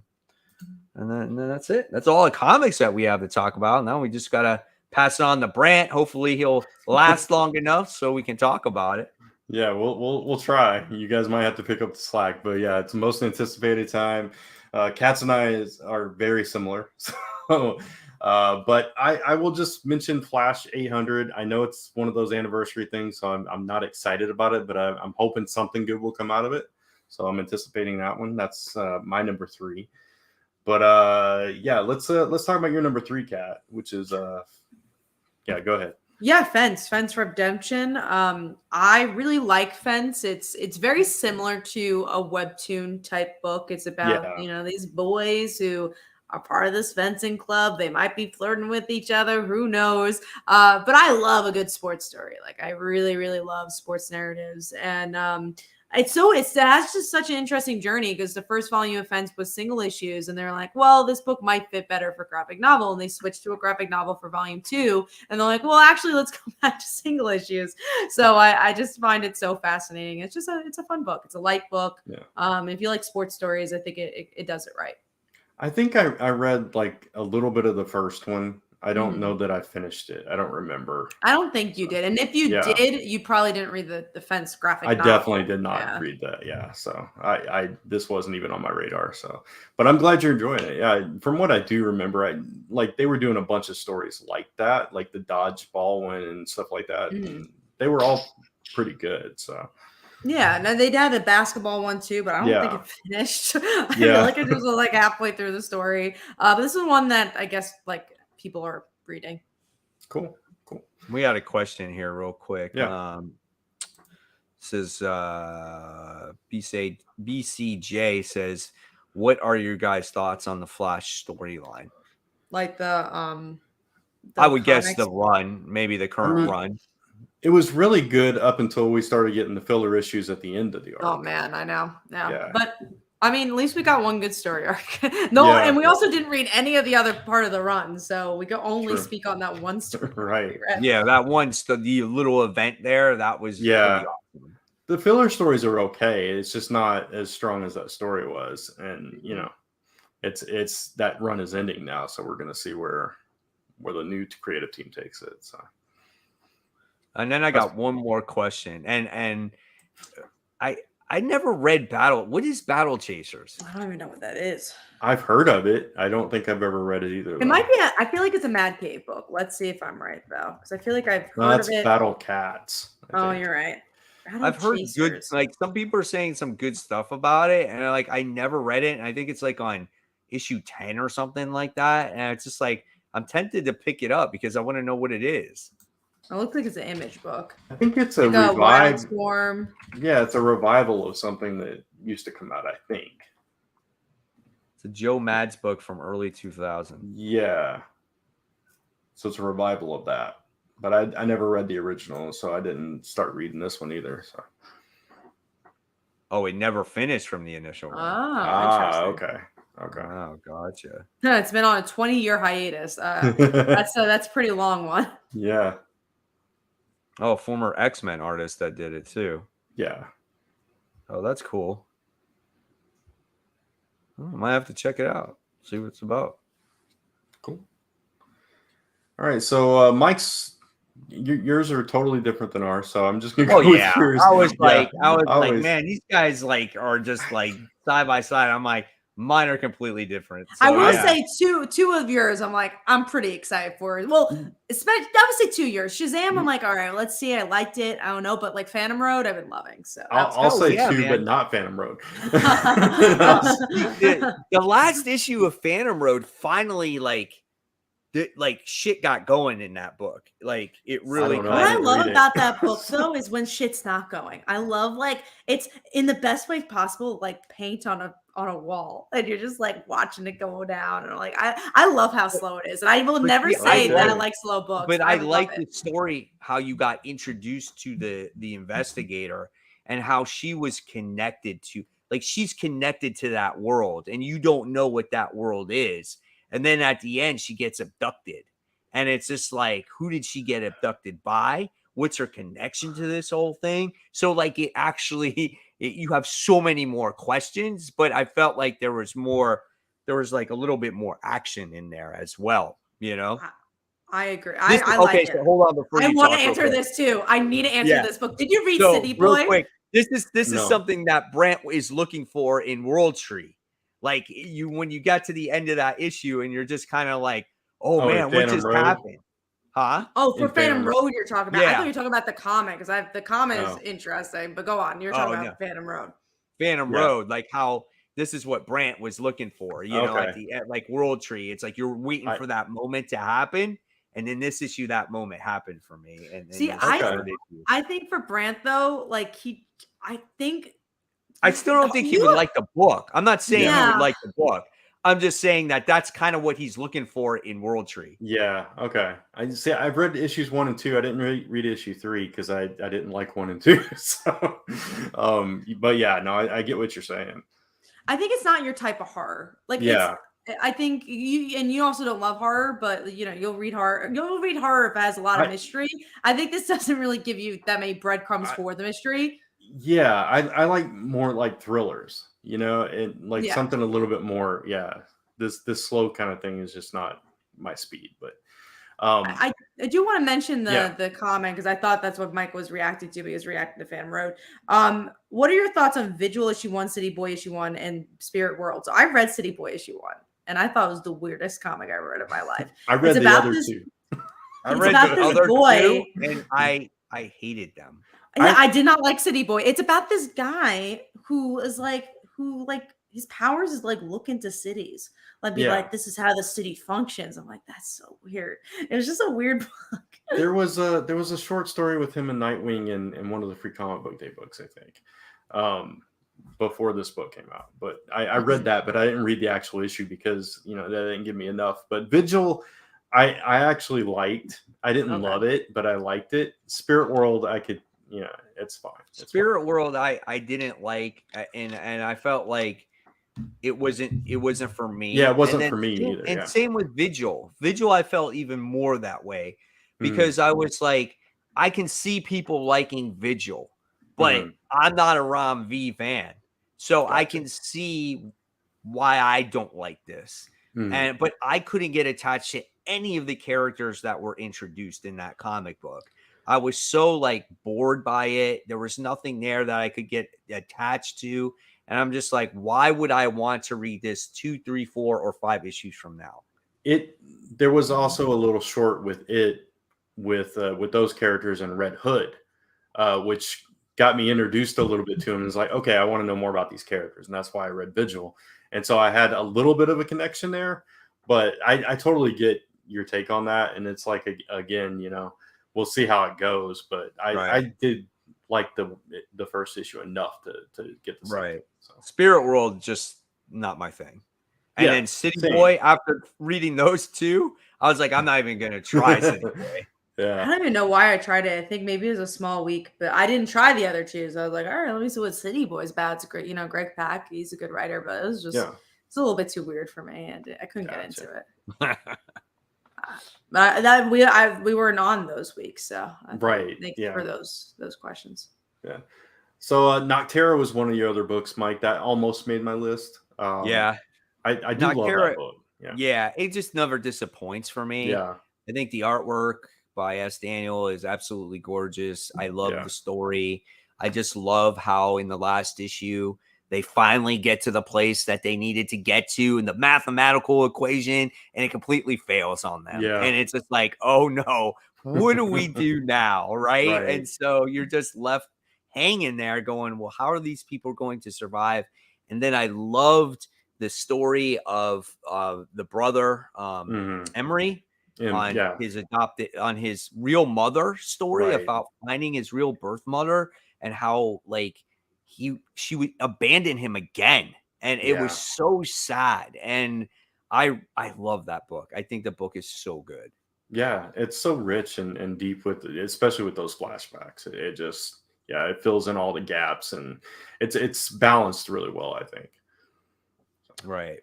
Yeah. And then my last one is Shazam. Yeah. I thought Shazam was a perfect jumping on point for a lot of people that might not know the character. And it kind of represented the character really well. And then you get thrown for this loop at the very end of it, how he's totally out of character. And he like calls this woman a cow or whatever it is. And then he's like, whoa, what did I just say? And so I was so dumbfounded by this. I'm like, well, what the heck just happened? And you can't deny the creative team here, right? You got Dan Mora and you got Mark Waid, the same people that do World's Finest. And it's just like, I'm on board with this, man. And I hope that the writing will be just as solid as, World's Finest here. Yeah. Yeah, I think it's interesting what they're doing with those characters. And I love that Mary's got her own thing too now. So, yeah, I really I don't know what else I was going to say. I really like that first issue. So let's get into Mine and Cat's 2, which is first is Adventures of Superman John Kent #4, continuing the Injustice story. So we'll see. I think this issue he learns like who this Superman actually is. Like he's the dictator that we know realizes that like everything that you wanted to happen in like real Earth, it's already happened in this Earth. Yeah. And I think people are actually afraid of this Superman. Right. I feel like Tom Taylor has actually found a really good balance with John in this series compared to the previous one. And I think Injustice really helped that. And I think there's an actual theme. There's a beginning, middle, and end. It's better. I just feel like there's more of a direction, and I like you never would have thought about the comparison of this Superman and John, but it's an easy comparison because John kind of had these bigger ideas of like, well, why doesn't my dad do these things? And now he's kind of learning like why he didn't do those things. Yeah, exactly. Yeah. And then Dark Knights is still penultimate issue, right? Yeah, I just really like this book. I know it gets delayed, but every single time it comes out, it feels like an event to me. And I love look, Tom Taylor is really good at writing Elseworld stories, and I like a book where anything can happen. And Dark Knights of Steel feels like a book where anything can happen. Yeah, absolutely. Yeah, I mean, I'm excited for it too. I think it was like number 4 or number 5 on my list. I could not put it at the top of the others because of its delay situation. This is a book that could have finished a long time ago. Yeah, but unlike a lot of books that are delayed like that, I don't forget what happened in Darkness. So same. It's I understand. A lot of books. Yeah, exactly. A lot of books you're like, what happened when I read that 6 months ago? I don't know. Yeah, this time you got the White Martians that kind of took over everything here. Right. And everyone's kind of unraveling, figuring out that Supergirl didn't actually kill people, and we're getting a little bit more of the truth. What I'm just most excited for is to have a good amount of comics to read tomorrow. That would maybe actually give me a solid top 5 next week. Yeah. How many do you have? I think I have like 12 or 13. It's a decent amount. For me, that's 20. A decent amount. I've got 20 is. Let me see. I think it might be a little more than 12. Give me a second. I had 20. I had to cut back on a couple. Which ones are you not getting? Oh, actually, it might be more. 6, 9, 10, 11, 12, 13, 14, 15, actually. Okay. I've got like 16 books. to 18, depending on a couple of books. I'm getting Immortal X-Men because Colossus and Kitty are going to fight. That actually is not on my list, so I didn't know that. There's a couple series that wound up ending, this week, which was, Punisher was one of them. Mm-hmm. There was the Spider-Man 2099 series. Oh my goodness, yeah. It started off okay, and then it just got worse and worse and worse right? and worse. Absolutely. And it was like reading the same thing over and over again. And it was just and it ended today, and I'm like, thank God it's over. I think I'm done with these 2099 things now. I never started. I wanted to like them so much, and like you said, Mike, that first issue was decent of this one, and like you said, it was definitely a stair step down every single issue, and it just it ended with this issue, and it's like, oh man, I'm so done with this. It started last year with the it was like the same style, and I remember not really liking it either. And then this year they come out with it again, and I'm like, wow, this is worse than last year's. Yeah. So Mike, which books do you feel like, because you're getting the 20, that you're like, nah, I'm not gonna pick up these because I have too many books tomorrow? It was like a couple of some of the new number ones that were I was thinking about getting. And then there was one I dropped and then I put back on. There's a Star Wars book that's called Empire. Yeah, I looked at that.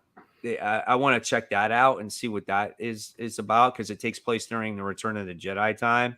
Right. Because I'm not really reading any Star Wars books, so I want to definitely check that one out. So a lot of the times I pick up books because of just it being new number ones, and so I have to pick and choose like which ones I want. You know what I'm saying? Well, Albert asks thoughts on the new Loki series, because I think that comes out tomorrow. Are you guys getting I'm Loki? picking that up only because of the art germ cover on it. Okay. Like if you look at the Stanley art germ cover, the variant, it's beautiful. It's so gorgeous. I mean, I don't know if I'll necessarily read it. I might read it. I'm not I'm not a huge Loki fan. Me either. The three number ones on my list are like the ones that are on the bubble. I'm not sure I'm going to get it. Like that's one of them, and Steelworks. And I'm getting Steelworks to try it out. Yeah, I'm getting that too.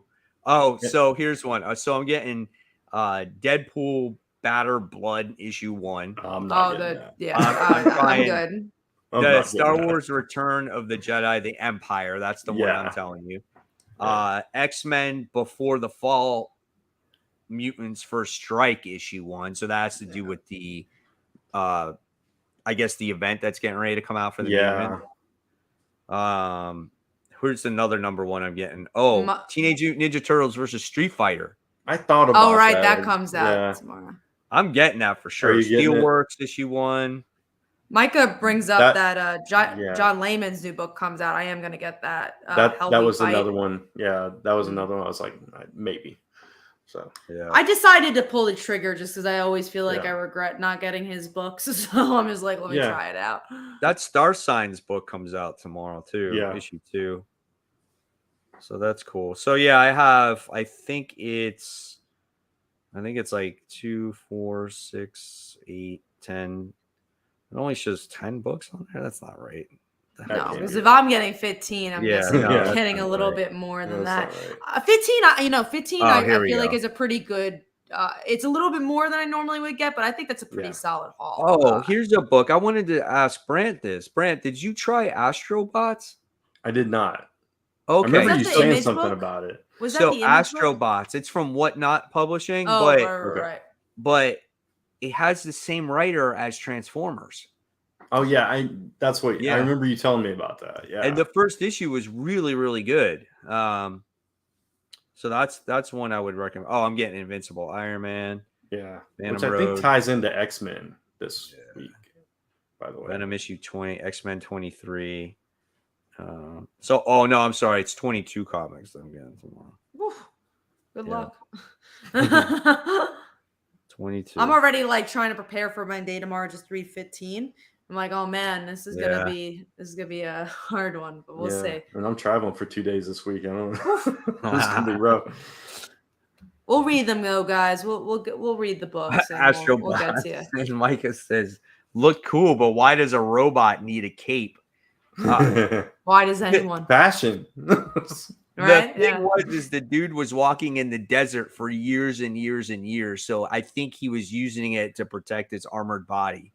Optimus Prime did that one time. I remember that in the desert. Come on, man. But what was cool about this book is it didn't have a ton of dialogue like actual Transformers did. This is a good story, man. Yeah. It was really good. I probably the best book that Whatnot has come out with so far. I haven't been able to get any of their books. I was gonna get something last week and I couldn't find it. They might sort of even have it. They're okay.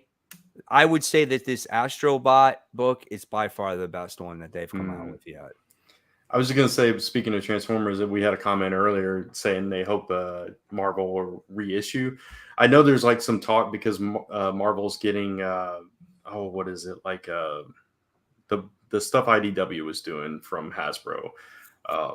Some of those books, Space Knight and stuff like that, they're getting those back. ROM? Micronauts? Yeah. And so there's like talks that maybe Marvel's getting Transformers and GI. Oh yeah, the omnibuses are getting released for ROM and Micronauts. That's right. They are. Yeah. So we'll see. All right. Well, I guess that's about it. You guys got anything else to say? just thank you for sticking around with us. Yeah. We're really sorry about the 2 weeks and the last notice, the late notice. We promise if that ever happens again, we'll try to give you some more notice on it. But thank you for being patient with us. It's just been summer's always busy for everybody. It's just been busy. It's very hard. I'm going away. I'm gonna try to be on the show next week, and then I'm going away the following week after that to South Carolina. But yeah, we'll do our best during the summer. It's a challenging time for us. So if we're not on here for a week or two, don't worry. It's not because we don't love you and that we're going and we broke up. We'll always be here. We've been doing doesn't mean we don't love you or love each other. It just means that we're really tired and it's been a busy week. We've been doing this for a long time and we're not going to quit now. Yeah, don't worry about it. Yeah. But again, we'll try giving as much notice as we can. It just the past 2 weeks it just literally been like we want to be on the show so badly and then we see like, oh man, literally we just can't, there's just too much going on. Even last week it was like down to the last hour. It was like, okay, we gotta call it. But So, and then hopefully Brant gets his router fixed and then we don't have any issues. He'll be like, hey guys, I can't be on the routers. I'll just have to do it on my phone, I guess. We had a couple of bad storms. We lost power and I think our router's on the fritz. So to leave you on a note, speaking of storms, we actually in New York right now, we have a forest fire from Canada that is bringing like California's almost version of smoke here. Yeah, so that's something that's happened. Like speaking of nature is happening today. Like I'm smelling smoke and I'm like, do I live in California? This is crazy. And it's like hard to breathe. I hate that. We have so many trees around where I live in our county, in Seminole County, because we're surrounded by parks and wilderness, and where we have a black bear preserve close to us. But there's times where we have fires and the haze just goes over the tennis courts where I teach at, and just ash just falls from the sky. I'm like, wow, this is pathetic. Couldn't imagine. I live in Texas. I don't even remember what trees look like. Okay. And you live by a city too. So. Yeah, I think we get a lot of rain and flooding and all that stuff because the Gulf is below us, so all the blowback from that comes our way. So. All right, guys. So we're gonna say goodnight. So if you love this show, guys, please make sure on your way out, give it a thumbs up, and of course, make sure you subscribe to Comic Book Weekly's channel, where you can watch all the shows on there in case you missed previous episodes. Of course, subscribe to my channel, Comic Book Corner 2.0, where you can watch all kinds of wonderful comic book content. Subscribe, like I said, and hit the bell for the notification so you know when this show actually goes live. And of course, follow us on the social media on Facebook, Instagram, YouTube, where else? Twitter, MySpace, Tumblr. Did you guys hear about the new Apple Vision thing where it costs $3,500 to actually wear it, the VR headset? I heard rumbling. Yeah, I heard rumblings about that one. Kat's gonna buy it. If there's somebody that's gonna buy it, it's gonna be her. I don't even think maybe. I don't even think I can do it. You're gonna see live YouTube streams on that, and we're gonna be on that. So I've been my phone's been. I was actually. I think I told you guys in the beginning of the show. My phone was so much on the fritz that I was getting lost in because my maps wasn't working. I've been so bad that I don't even want to buy a new phone. I think I'm okay that I don't buy the Vision goggles, but I do like my Apple. That's crazy talk. Android for me. Yeah, me too. Right. Maybe you'll have an Android VR soon. They will. Now that Apple has it, they'll be there for sure. And it won't be $3,500. It'll be $2,900. Yeah. All right, guys. Thank you so much. Have a wonderful evening. A happy new comic book day, and hopefully we'll see you next week.